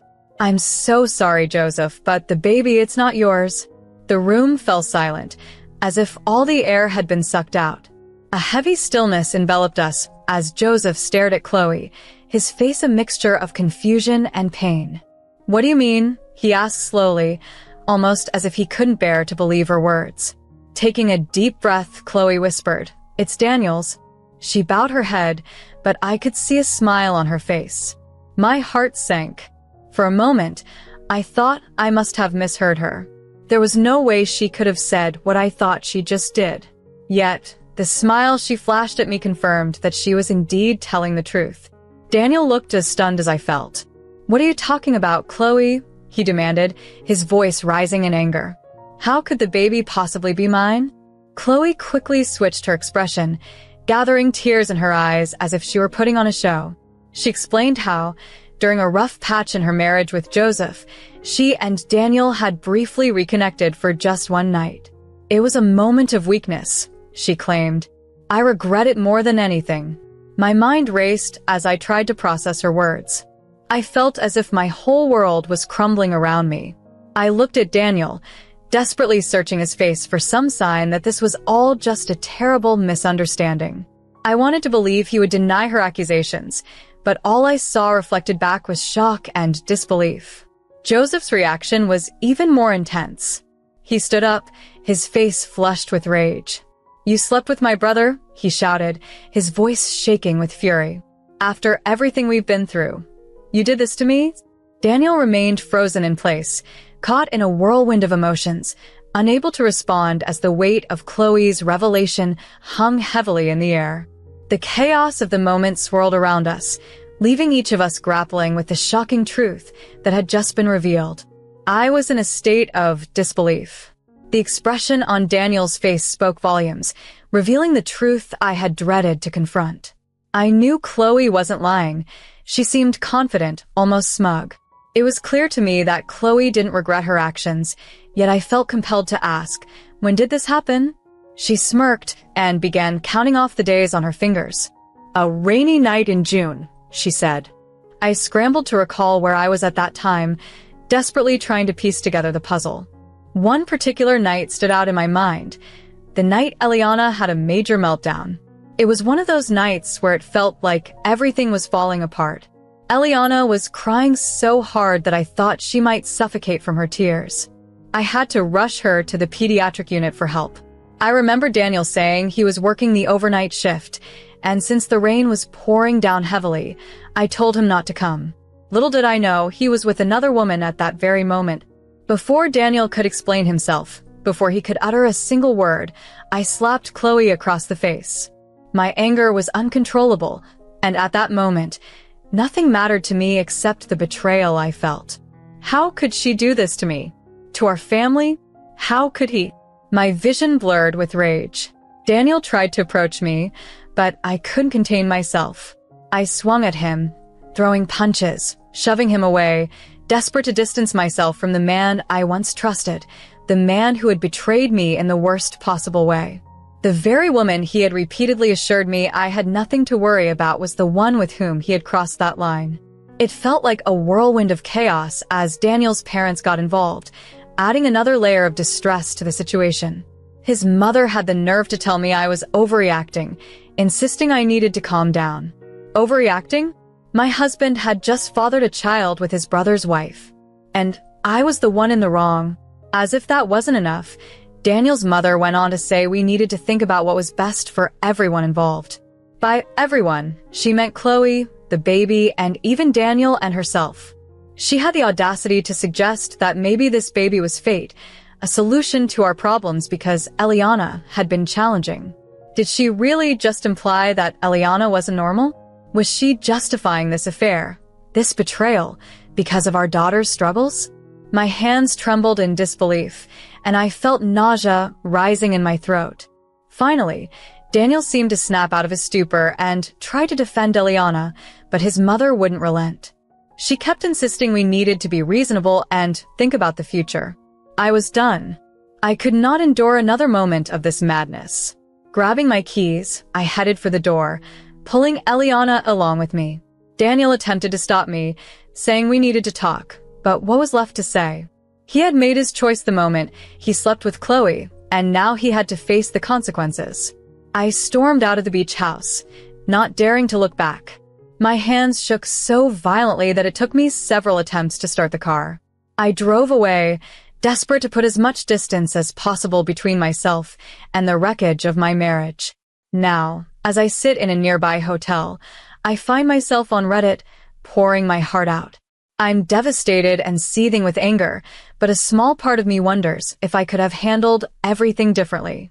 Am I justified in my reaction, or did I let my emotions get the best of me? Eliana has finally calmed down and is sleeping peacefully, but tomorrow will bring a new set of challenges. I'm left contemplating my next move, feeling like I'm giving Chloe exactly what she wants by leaving Daniel at our home.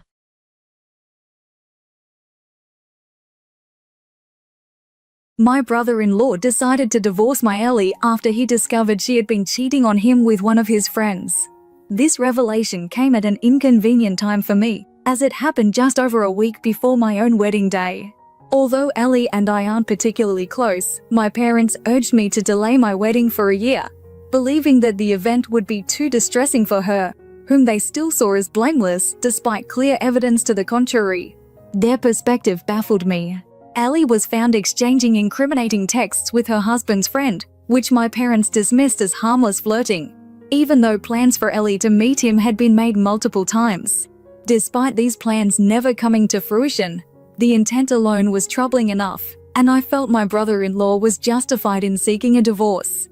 However, my parents seemed unable to accept any fault on Ellie's part. They insisted I postpone my wedding, a suggestion I found absurd given that all arrangements and payments had already been made, making cancellation costly and unnecessary. When I communicated my decision to proceed as planned, my parents responded with threats of not attending. To me, their presence was not crucial. I had grown accustomed to receiving less familial support compared to Ellie. My husband and I continued with our plans, unswayed by my parents' ultimatums. They were invited merely as guests, without any special privileges, reflecting the equal footing I believed all attendees should have, regardless of our blood relation. Throughout my life, I've felt a disparity in how my parents treated Ellie and me, which shaped my decision to keep certain aspects of my life private, such as the success of my husband's family owned a garment factory. I had withheld this information deliberately, knowing my parents' tendencies to behave differently around those with wealth. They run a fruit shop that barely meets their needs and have always been overly eager to network with wealthier individuals, which often results in awkward interactions. Their behavior has never successfully attracted investors, and I wanted to avoid any similar awkwardness stemming from revelations about my in-laws' wealth. Ultimately, my wedding went ahead without my parents. Their later regret and accusations that I had misled them by not disclosing my in-law's status only further validated my decision to maintain a degree of privacy and prioritize my own happiness on my wedding day.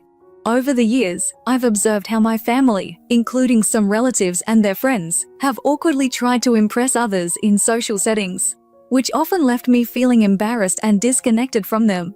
Their behavior, aimed at gaining favor through excessive flattery, was noticeable and uncomfortable for everyone. It made me cautious about introducing them to my husband and his family, who are part of a significant business. Concerned about my parents' tendency to network aggressively, I ensured our family introductions were subdued, with everyone presenting themselves modestly to avoid any unwarranted attention. My husband, familiar with my concerns, always downplayed his position, which led my parents to treat him just like anyone else without any undue interest. Our families met just once during our engagement party, and although his parents were equally discreet about their roles, their connection to their notable company remained unnoticed by my parents. However, despite our efforts, the true stature of my husband's family was inadvertently revealed when our wedding photos were shared on the company's official social media. This discovery shocked my parents on the very night of our wedding. They felt deceived, believing they had missed an opportunity to network with influential individuals. They accused me of intentionally withholding information about my husband's and in-laws' prominence, which they argued could have offered them substantial business opportunities. Frustrated and feeling betrayed, my parents confronted us shortly after the wedding, demanding explanations. My husband and I stood firm, making it clear that we had no obligation to share more than we were comfortable with. The situation stressed the importance of boundaries and privacy within family dynamics, especially when business interests threaten personal relationships. We insisted on maintaining our stance respectfully, aiming to safeguard our peace during the early days of our marriage. If they had come to hear an apology or to receive an explanation, they would be disappointed. After hearing our side, my parents turned to emotional tactics. They were clearly distraught, and my mother even began to cry. Despite the emotional weight of the situation, I did my best to remain unaffected, especially as they dredged up old grievances. They recounted the efforts they had made in raising me, setting expectations I had seemingly failed to meet. Originally, I intended to let them speak without engaging in conflict, but as they lauded their parental efforts, which, in my memory, seemed disproportionately skewed favorably towards Ellie, I felt compelled to speak up. As they lamented how I had apparently squandered an opportunity for them to bond with influential business figures by keeping my husband's family a secret, their disappointment became palpable. They accused me of being embarrassed by our family's less affluent background, a claim that stung because it wasn't the wealth I was embarrassed by, but rather their behavior around those with wealth. Attempting to clarify this distinction fell on deaf ears as they continued to insist that my embarrassment justified their upset. Their persistent victimization frustrated me, and eventually I lost my patience, demanding they leave my home. I hadn't owed them an apology or an explanation, and it was a mistake to think we could have had a rational conversation to resolve our issues. As they left, my mother tearfully declared that I had always viewed myself as superior, a sentiment that cut deep. They expressed regret over missing the wedding, but more so, they lamented the wasted effort in attempting a dialogue with me. Now, reflecting on the entire ordeal, I wonder if I ever truly acknowledged them properly. That I'm not particularly close with my family, which includes not just my parents and Ellie, but most of my relatives. Consequently, the guest list for my wedding was quite selective, consisting only of a few cousins and some aunts and uncles with whom I share a good rapport. Despite knowing who my in-laws were, My parents chose to keep this information private out of respect for my wishes to maintain distance, which I appreciated. As such, the wedding was an intimate affair with minimal involvement from my family, making privacy easier for us to maintain. Regarding the current situation with my parents, as many of you advised, my husband and I have decided to sever ties with them. Their absence from our wedding was their choice, not because we didn't invite them. They prioritized supporting Ellie through her divorce over attending our special day. We feel justified in our decision to cut off contact and refuse to let their negativity affect our new life together. My husband and I are thrilled to be setting off on our honeymoon soon, and upon our return, we'll be moving into a new home, a surprise wedding gift from my in-laws. This generous gesture comes at a perfect time, ensuring even further that my parents won't disrupt our peace, as we won't be sharing our new address with them or much of my family for now. Only a few close friends will be privy to our location. Throughout this ordeal, my in-laws have shown nothing but support. Even after an incident where my parents unexpectedly showed up at our place, my in-laws offered to help manage the situation discreetly. Their kindness and integrity make me proud to be part of their family. It's not just their wealth, but their genuine good nature that makes them truly remarkable. Despite the challenges with my parents, I have no intention of removing any online posts or giving them any leverage over our decisions. I've taken steps to block them on all communication platforms, and for extra measure, I've blocked Ellie as well to prevent any indirect attempts by my parents to reach me through her. Growing up, Ellie and I were never particularly close. She often acted quite spoiled, and as time went on, we simply drifted further apart, especially after I moved out. Although there were no hard feelings between us, she chose not to attend my wedding, which coincided with her own divorce proceedings. What truly bothered me, however, was my parents' insistence that I postpone my wedding for a year due to her situation, especially given that she was at fault in her marriage. I wasn't sure if Ellie had influenced our parents' demand, but I knew she would likely side with them. Expecting her to act otherwise was pointless because she always echoed our parents' views. Currently, I'm estranged from most of my family, except for those who attended my wedding. I've asked them to keep me news on any family developments that might affect me. So far, there hasn't been any alarming news, but knowing my parents, I remain wary that they might still try to cast me in a negative light. Recently, after returning from our honeymoon, my husband and I learned that my parents hadn't caused any trouble during our absence, likely because they were waiting for our return. To our dismay, earlier today, my concerned mother-in-law called, urging us to visit immediately. Unbelievably, my parents had intruded on my in-laws' home to discuss my behavior, as if they had any right to judge or involve them.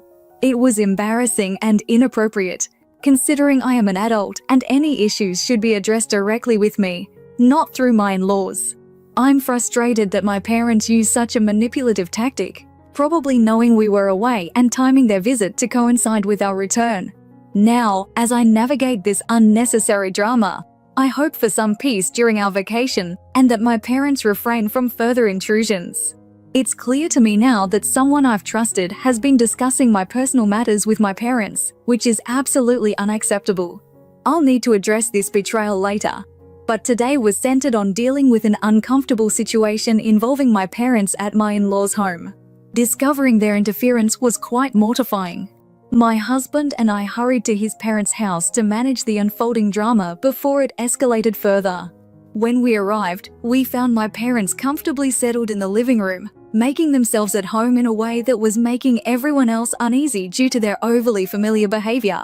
My mother-in-law greeted us at the door, while my father-in-law sat quietly, offering forced smiles in response to my parents' conversation. Thankfully, they were behaving civilly, so I chose to maintain my composure and not create a scene, despite feeling incredibly frustrated. I mustered all my patience to avoid an outburst. I confronted my parents, expressing how inappropriate it was for them to just show up at my in-laws' place uninvited, especially since the issue at hand was strictly between my parents and me.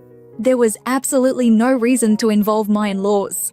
I made it clear that if they needed to discuss something, they should have approached me directly at my home. They argued that they had tried that route without success and figured that involving my in-laws would ensure my presence with my husband. Reluctantly, I had to admit they were tactically correct, but it was still wrong. Their respect for my wishes should have been paramount, especially considering they had not prioritized me in the past, even missing my wedding, which already demonstrated their disregard for my feelings. Despite their justification for visiting my in-laws directly, hoping it would lead to a family discussion to resolve these issues, I firmly told them I wasn't interested in reconciling at that moment. I wanted space, a request that should have been honored without dispute. As I tried to stay calm, my tone likely betrayed my anger. My parents then turned to my in-laws, attempting to gain sympathy by highlighting the difficulty of dealing with me. However, to my relief, my in-laws immediately defended me, asserting that my desire for space was justified and urging my parents to respect my boundaries and move on. This unexpected support from my in-laws seemed to astonish my parents, who had not anticipated any opposition. They looked even more taken aback when my in-laws emphasized that they had tried to handle the situation with decorum until we could all discuss it together. My in-laws made it clear that they supported my stance, which finally helped underscore the importance of respecting my wishes. After some troubling experiences with my family, it became clear that I needed to set boundaries, especially regarding my relationship with my parents. When my in-laws openly supported my decision to distance myself, it seemed to catch my parents off guard. Their unexpected reaction led them to leave abruptly after our meeting, though not without some whispered grievances. Thankfully, my in-laws and I had a chance to discuss the situation further. They shared their observations about my parents' unusual and clingy behavior, and how my parents had unsuccessfully tried to sway them against me. It was reassuring to know that my in-laws were already aware of the dynamics at play and remained supportive of me. 5 weeks later, the drama resurfaced when Ellie tried to contact me repeatedly while I was busy moving to a new house. She left numerous messages, accusing me of causing distress to our parents and fracturing our family. However, her attempts to communicate came from a place of manipulation rather than concern, evident from her blaming me for their unhappiness and the family's tension. Despite the chaos, I responded to Ellie, explaining that I wasn't at fault for the fallout at my in-laws' home. That was a scenario my parents walked into on their own. The situation escalated when she accused me of being heartless and selfish, especially given her own ongoing divorce and the accusations she faced from her husband. In the end, I made the tough decision to cease communication with her after realizing that any further conversation would be unproductive.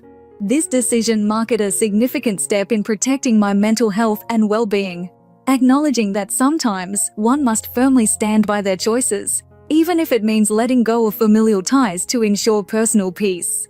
It's been nearly a year since I got married. Since moving to a new house, I've not been in contact with my parents, which has honestly been a weight off my shoulders. I also uncovered that it was one of my cousins who had been informing my parents about my whereabouts by talking to Ellie. I've since decided to cut ties with that cousin. My cousin used to be close to Ellie too, and they probably thought they were helping by attempting to mend family relationships. Nonetheless, we no longer communicate with that cousin, and I only keep in touch with a few trusted family members.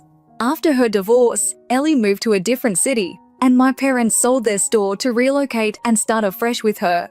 I genuinely wish them well and hope they find what they're looking for, far from my life. Looking ahead, my husband and I celebrated our first wedding anniversary and are eagerly planning to start a family. I realize that announcing a pregnancy might draw my family back into my life, but we'll handle that situation if and when it comes. For now, we're just enjoying our life together and the prospect of becoming parents soon.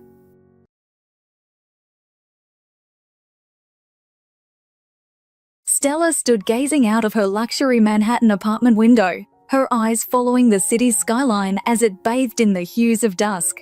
At 37, Stella had built a respectable career as a research analyst on Wall Street. Nearby, an envelope sat prominently on her desk, an invitation to her upcoming wedding, a symbol of a new beginning with her fiancé. Yet, as Stella took in the view, her thoughts wandered to her previous marriage and the complex relationships it echoed, particularly with her sister, Ella. From their childhood, Stella and Ella's sibling bond was marred by rivalry and envy. Ella was the cherished one, always at the forefront of their parents' affections. whereas Stella was seen as the unplanned, though no less beloved, addition only 5 months Ella's junior. Their grandmother often remarked on this, framing Stella as a surprise blessing. Stella's reflections took her back to her younger years when favoritism was evident. In family portraits, Ella would be centered, flanked by their parents, while Stella found herself on the periphery. On family vacations, it was often just Ella who went along, leaving Stella behind with their grandparents. A particularly stinging memory was when, at 7, Stella overheard plans for a trip to Disneyland. Her heart soared at the thought, only to be crushed when her mother gently but firmly said, "Sorry, Stella. This time it's just Ella. You'll have your turn next." But her father was more direct. "Stay with your grandparents. Ella needs more attention right now." That next time never materialized, and Stella was left to nurse her wounds alone, her only solace being the warm embrace of her grandparents' home. Her grandparents, filled her world with love and validation. Grandfather, a lover of science and mathematics, introduced Stella to a world where she felt valued and seen. They spent many nights stargazing through an old telescope that had been in the family for generations. "Knowledge is power," Grandfather would say, "a treasure that can't be taken from you." Those moments became Stella's sanctuary, far from the harshness of being unseen by her own parents and the cruelty of schoolmates who found her odd and isolatable. High school brought its challenges as the sisters' paths diverged sharply. Stella excelled academically, finding refuge in her studies, while Ella thrived socially. Despite her achievements, Stella's classmates often dismissed her efforts with sighs and rolling eyes, reinforcing her solitude. Ella, though popular, rarely stood up for her sister, and at times even partook in mocking her, deepening the chasm between them. Now, standing in her apartment, Stella looked at the wedding invitation again. It wasn't just a celebration, but a marker of how far she had come. The conflicts of her past lingered, but they had also carved a path of resilience and self-discovery. As the city lights flickered on, Stella felt a mix of anticipation and nostalgia, a reminder of the infinite possibilities that lay ahead and the enduring scars that shaped her. One morning, during a chemistry lab at school, Stella stumbled upon a discovery that seemed to defy the established scientific theories. Filled with excitement, she hurried to share the results with her teacher, who was thoroughly impressed and praised her for her sharp intellect. However, her elation didn't last long. Later that day, her sister Ella approached her disdainfully in the school hallway. "Trying to grab attention with those bizarre experiments again? I'm going to tell Mom and Dad," she taunted. Stella was left dumbfounded.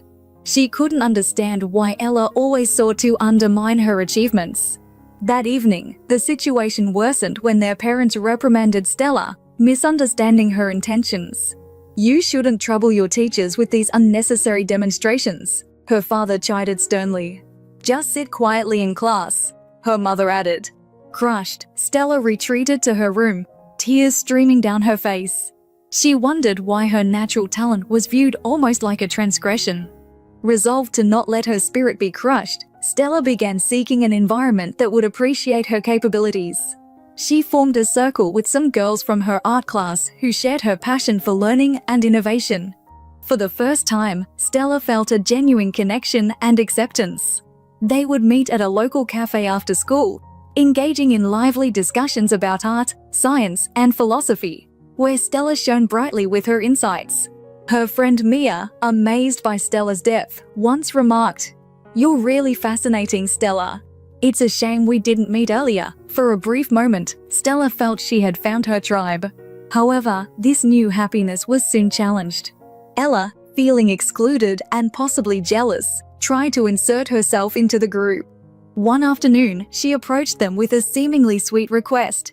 "Hey, can I join too?" But Mia, aware of the past tensions, gently refused, causing Ella to react with unmasked fury.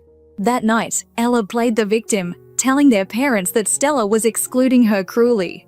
Their mother sided with Ella, urging Stella to be more understanding towards her sister. The internal conflict and lack of familial support left Stella heartbroken, yet it also instilled in her a resolve to prove her worth independently.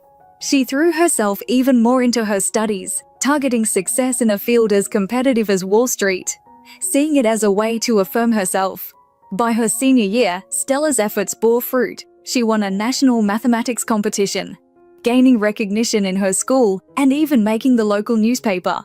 However, the spotlight brought new challenges.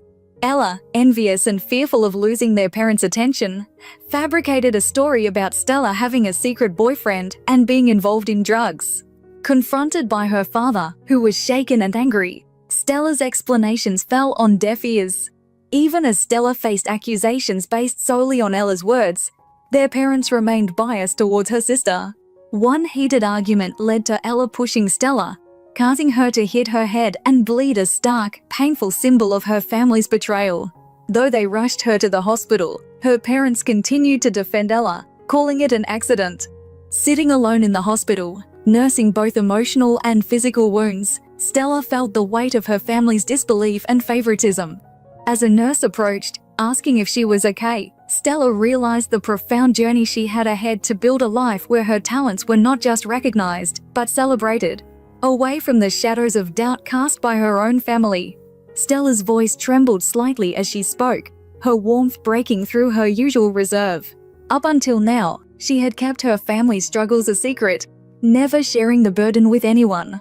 But the weight had grown too heavy, and in a moment of vulnerability, she confided in the nurse, who listened with compassionate attention, nodding along as Stella poured out her heart. When the truth was finally out, the nurse expressed concern for Stella's safety and suggested calling Child Protective Services, CPS. Stella hesitated, aware of the potential upheaval it would cause, but ultimately agreed, hoping it might bring some much-needed change. The fallout was immediate and intense. Her parents were outraged by her decision. In the sterile echoes of the hospital corridors, her mother accused her of betrayal, and her father disowned her, branding her a disgrace. Stella stood amidst the chaos, tears streaming down her cheeks, her heart shattering yet feeling an unfamiliar sense of freedom. This painful liberation led Stella to her grandparents' home, where she was greeted with genuine affection and care. Living with them, she experienced the comforting routines of family life, breakfasts made by her grandmother and nighttime philosophical talks with her grandfather under the stars. Her grandfather often reminded her, "Life isn't easy, Stella, but you grow stronger with every challenge you overcome. Remember, your potential is limitless." After high school, Stella earned a full scholarship to Columbia University, stepping onto the campus with a mix of excitement and resolve to forge a new path where she was known not as Ella's sister, but simply as Stella. University life brought recognition and respect. She excelled academically, especially in economics, impressing her professor theology with her keen intellect and unique perspective. One day, a renowned professor theology praised her exceptional coursework and suggested she consider a career on Wall Street. Stella's ambitions ignited. This was her chance to truly make a mark. Yet, memories of her family occasionally haunted her, the pain lingering like a tight knot in her chest, only softened by rare, cursory contacts and the bittersweet memories evoked by old family photos. During her sophomore year, Stella met Daniel, a law student whose understanding and introverted nature matched her own. Their connection deepened into a supportive relationship, and Daniel's affirmation of her worth helped Stella see herself in a new light. One evening, contemplating her tumultuous family relationships, she confided in Daniel about forgiveness. He wisely suggested that forgiveness might not only be for those who wronged her, but also a way for her to lift the burden from her own heart.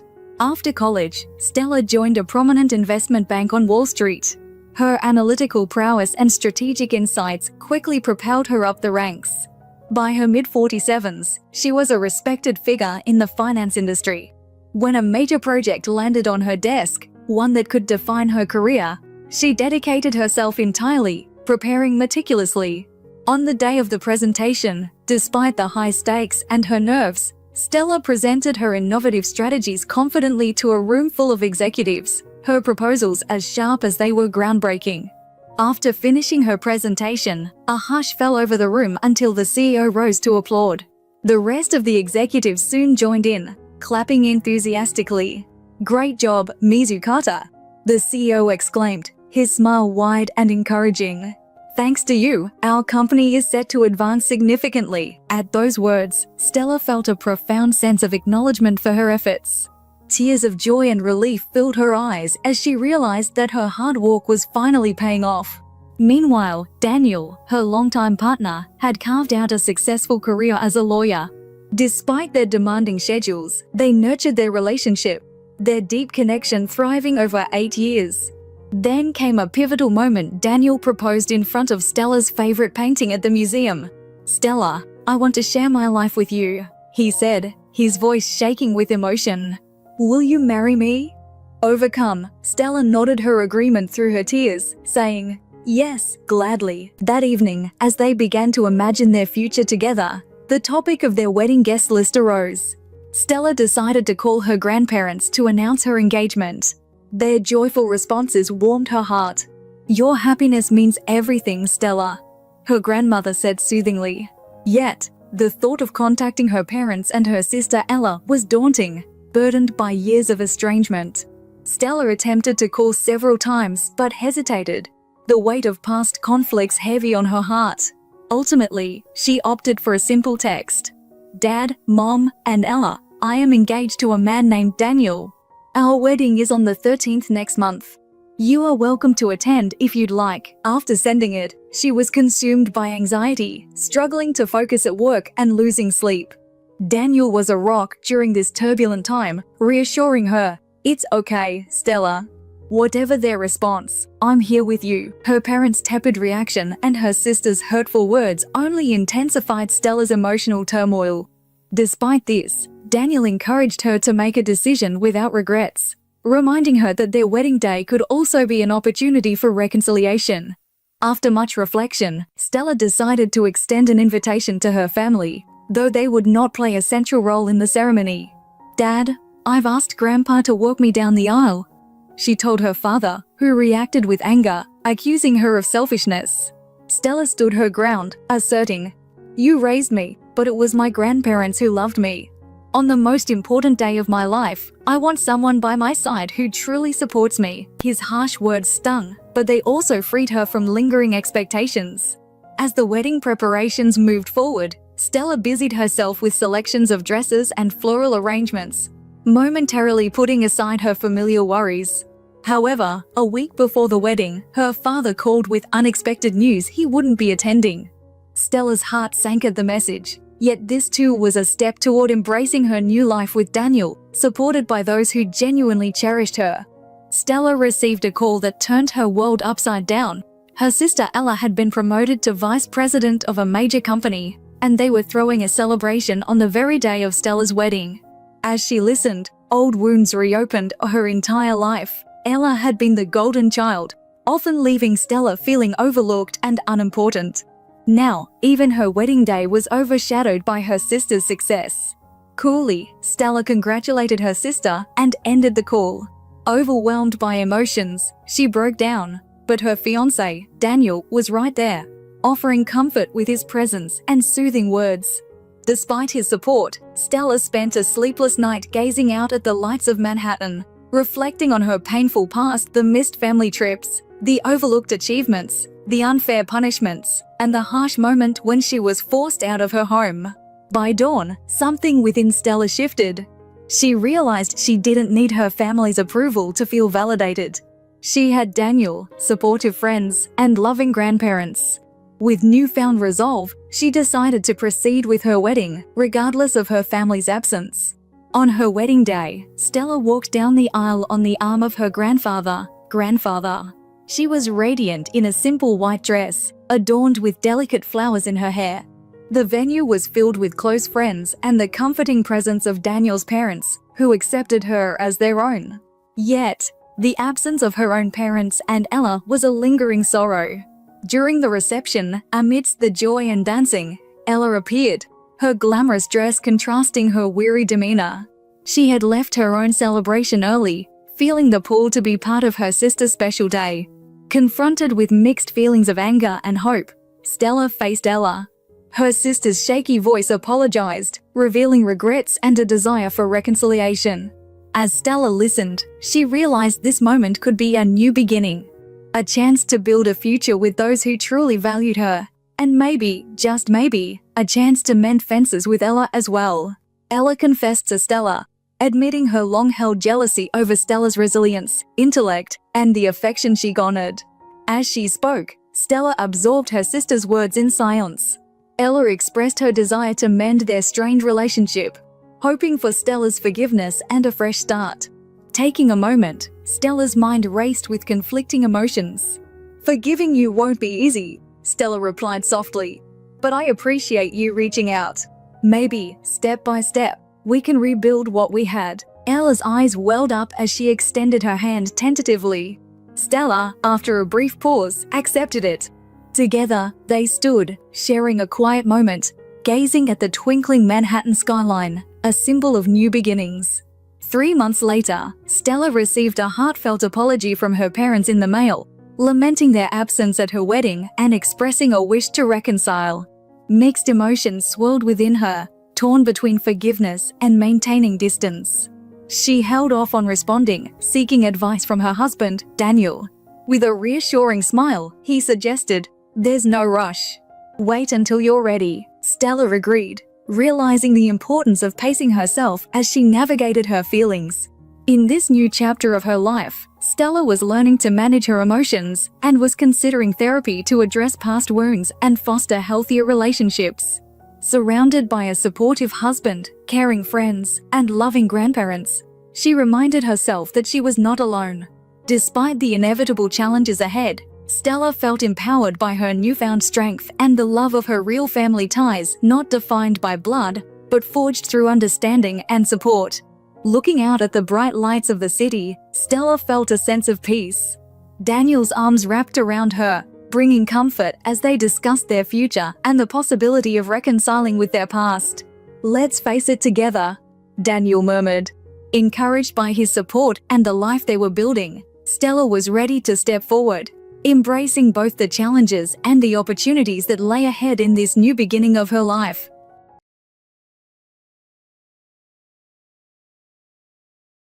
"I agreed to let my father and his new wife live in my house when they were facing financial difficulties. However, within a month, his wife approached me to discuss the possibility of me paying rent. Life has always been challenging for me. Beginning from the day I was born, my mother died in childbirth at the hospital, and I was left in the care of my father. Tragically, he blamed me, just an infant at the time, for her death. Throughout my childhood, not a day passed without my father harshly reminding me that I was the reason for my mother's absence. He constantly emphasized that my birth resulted in the loss of his most cherished love, and often mentioned that he never wanted me.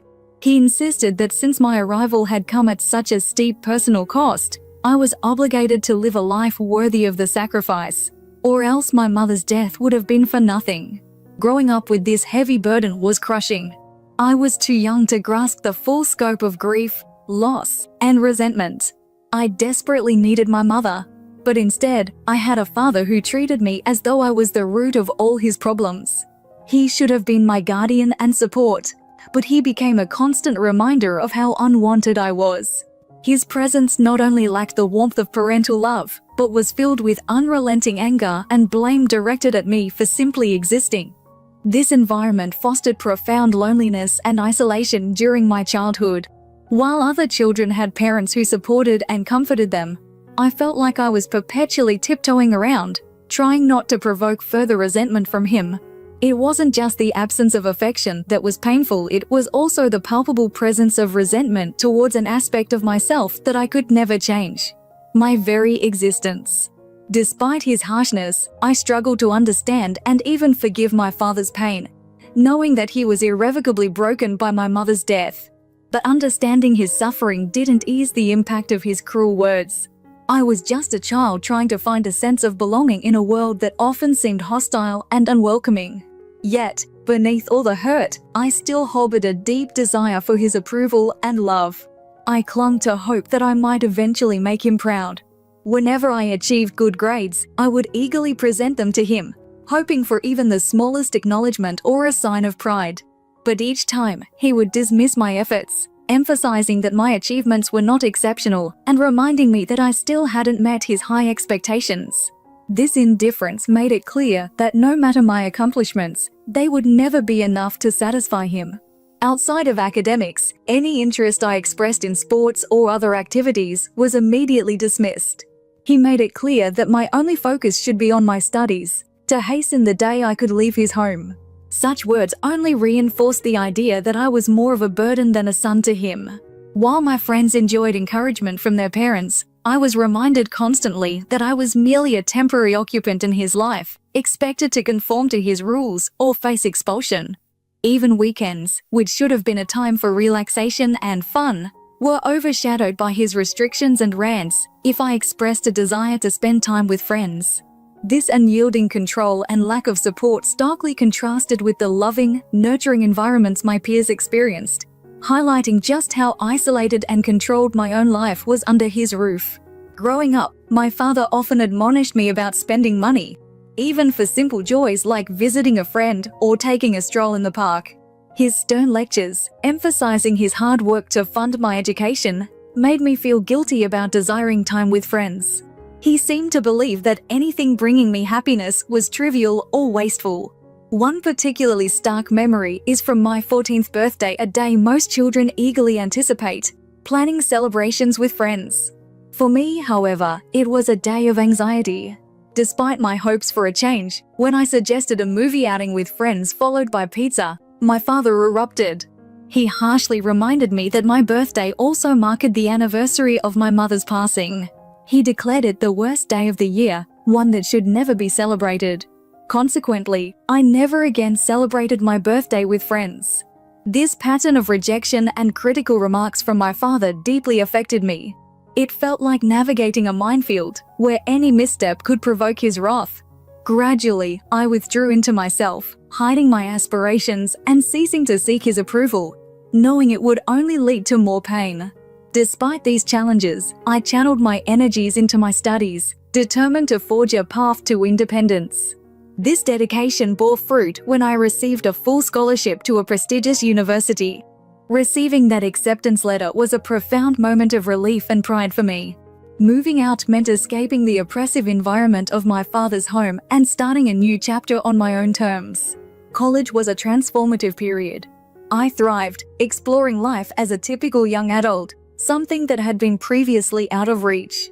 I embraced freedom, ignored attempts by my father to exert control from afar, and started making decisions for myself. I actively participated in campus life, attending parties, joining clubs, and making lifelong friends. It was a time of personal growth and joy. It was also during this period that I met Sophia, my girlfriend. Our connection was instant and profound. We shared similar ambitions and an understanding that transcended the usual. Sophia had a remarkable ability to be present without the need for constant conversation, allowing me to be introspective without feeling isolated. This quality in our relationship helped me heal from my past, as she was the first person who made me feel unburdened by guilt or expectation. Together, we enjoyed the simplicity of being ourselves, whether we were discussing our future plans or enjoying quiet moments side by side. This journey through adversity into a life filled with autonomy and love taught me the importance of self-reliance and the value of following one's own path. For many years, I bore a heavy weight that had settled so deeply into my life, I almost couldn't see it as out of the ordinary. It took Sophia's clarity to recognize how profoundly it was affecting me. She highlighted how unfair it was that my father had blamed me for my mother's passing, a burden no child should carry. She suggested therapy, a step I hadn't considered before, as my father's harsh words had deeply rooted themselves in my psyche, making me unaware that there could be an escape from their influence. Therapy turned out to be a life-changing journey. Initially, it was challenging to face the realities of my childhood and the trauma I had endured. The process of breaking down the harmful beliefs I had internalized required immense courage. Through therapy, I began to see the flaws in my father's perspective and realized I deserved much better. I learned that the blame for my mother's death was not mine to carry, and that the anger and bitterness were my father's issues, not mine. As I healed, I found myself becoming angrier with my father. Years of suppressed resentment surfaced as I no longer sought his approval or strived to be the child he wanted, all the while carrying the guilt he imposed on me. This realization that his expectations and grief were not mine to satisfy or bear made it difficult to maintain a relationship with him. During my college years, our interactions were sparse and strained. I found myself snapping at him, unable to mask my growing bitterness. The breaking point came unexpectedly during a heated exchange when I confronted him about the years of blame and its impact on my mental health. I asserted that I would no longer be his scapegoat and demanded respect and dignity, threatening to cut ties permanently if things didn't change. He was taken aback, and while he didn't apologize, he didn't deny my accusations either. After that, I noticed a slight change in his demeanor. He seemed to make an effort to be less harsh, though it was a small step towards mending a deeply strained relationship. Despite the slight improvement in his behavior, the years of pain and resentment were not easily forgotten. While I appreciated his efforts, the damage was significant, and complete repair seemed uncertain. Over time, my anger and guilt diminished as I accepted that while the past couldn't be changed, I could choose how it influenced my future. Sophia's unwavering support was instrumental in this realization, helping me see my own worth and right to happiness. Recently, my father remarried in a quiet ceremony, and despite our past, I chose to attend with Sophia to offer our support. I hoped that this new chapter might bring positive changes in him. However, a month into his marriage, he called me in a panic over his financial missteps and impending eviction, revealing that he hadn't shared this with his new wife to avoid conflict. His first request was for me to cover his rent. This ongoing saga with my father continues to challenge me, but with Sophia's support, I navigate through, focusing on building a life defined by love, respect, and happiness, not by the shadows of the past. Despite having the resources, I initially refused to help because I did not want to be seen as just a financial safety net, especially considering our complex history. I've worked diligently to establish the life I lead now, and I was cautious about setting a precedent that would allow him to depend on me financially whenever he faced difficulties. However, after discussing it with my friend Sophia, I began to feel a pang of guilt. It dawned on me that I might be acting too harshly, and after all, he was still my father and perhaps genuinely in need. So, I reached out to my dad again and proposed a middle ground. I made it clear that I wouldn't pay his rent, but I offered to let him and his wife, Mila, stay with me in my home temporarily. Living alone, I had ample space to accommodate them. This arrangement, I explained, would allow them time to save up and find a place of their own. Despite our rocky past, I felt this was the right thing to do. I emphasized that this setup was temporary and expected him to actively work towards regaining his independence. My dad pondered over my offer but eventually agreed. Within 3 weeks, he and Mila moved in. I prepared a guest room for them, and the initial month was a period of adaptation for everyone involved. Having not lived with my father for many years, and both of us having changed significantly, the adjustment was challenging.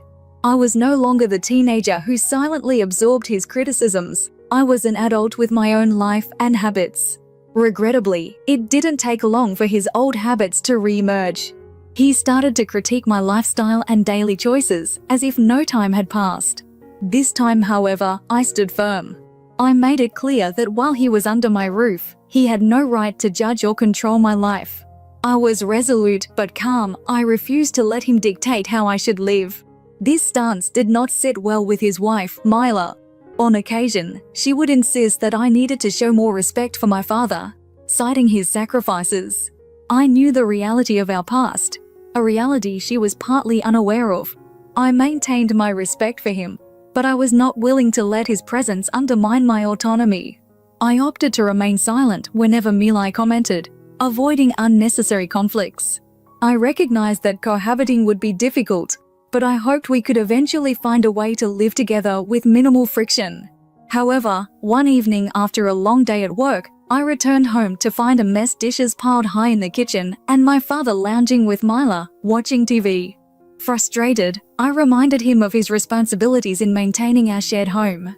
He responded in that all too familiar condescending tone, which only reinforced my resolve to not revert to old patterns.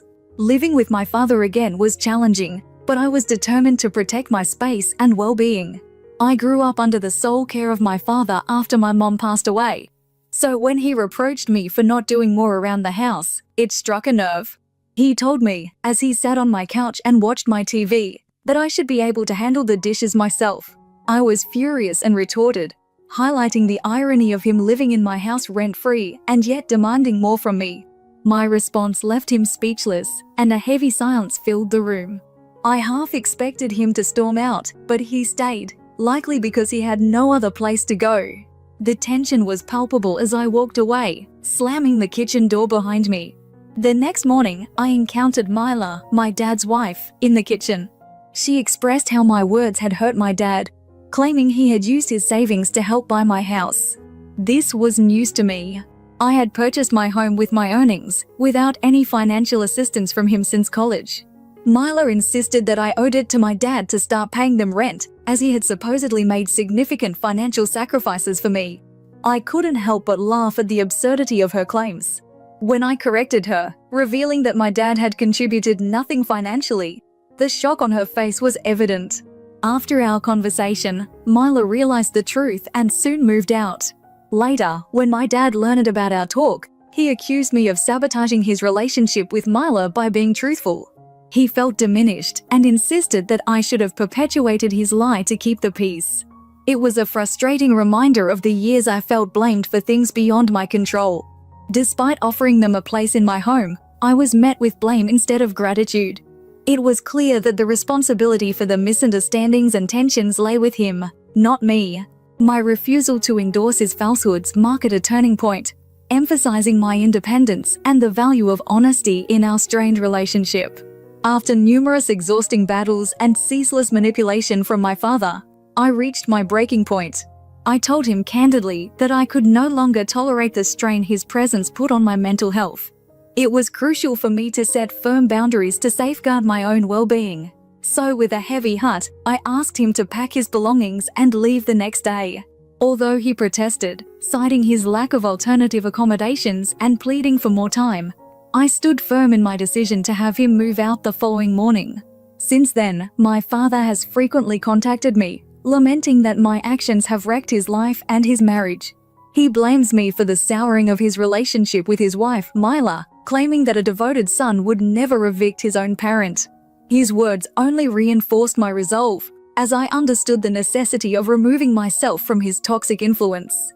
Encouraged by the support of others who recognized the trauma I endured during my upbringing, I decided it was time Mila knew the full extent of my father's deceit.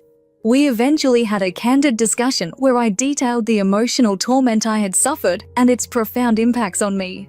To her astonishment, it became clear that my father had depicted himself very differently to her, portraying a sacrificial, single father figure. I shared how throughout my childhood, I was unjustly held accountable for my mother's passing, and how, as an adult, I strove to forge a path to independence and success. Mila was sympathetic and expressed dismay upon learning about my father's financial ruin due to gambling, a secret he had kept even from her. She admitted feeling deceived, especially when she discovered that his claims of financial contributions to my home were utterly false. As we parted, Mila resolved to take some time to reflect on her relationship with my father, appreciating the insights I had provided. Over the past 5 months, I have entirely severed ties with my father to focus on my recovery and emotional health. The clarity and relief that followed have been transformative. My girlfriend, Sophia, has been a pillar of support, helping me navigate through these changes. With her by my side, I am embracing a renewed sense of stability and focusing on building a fulfilling life.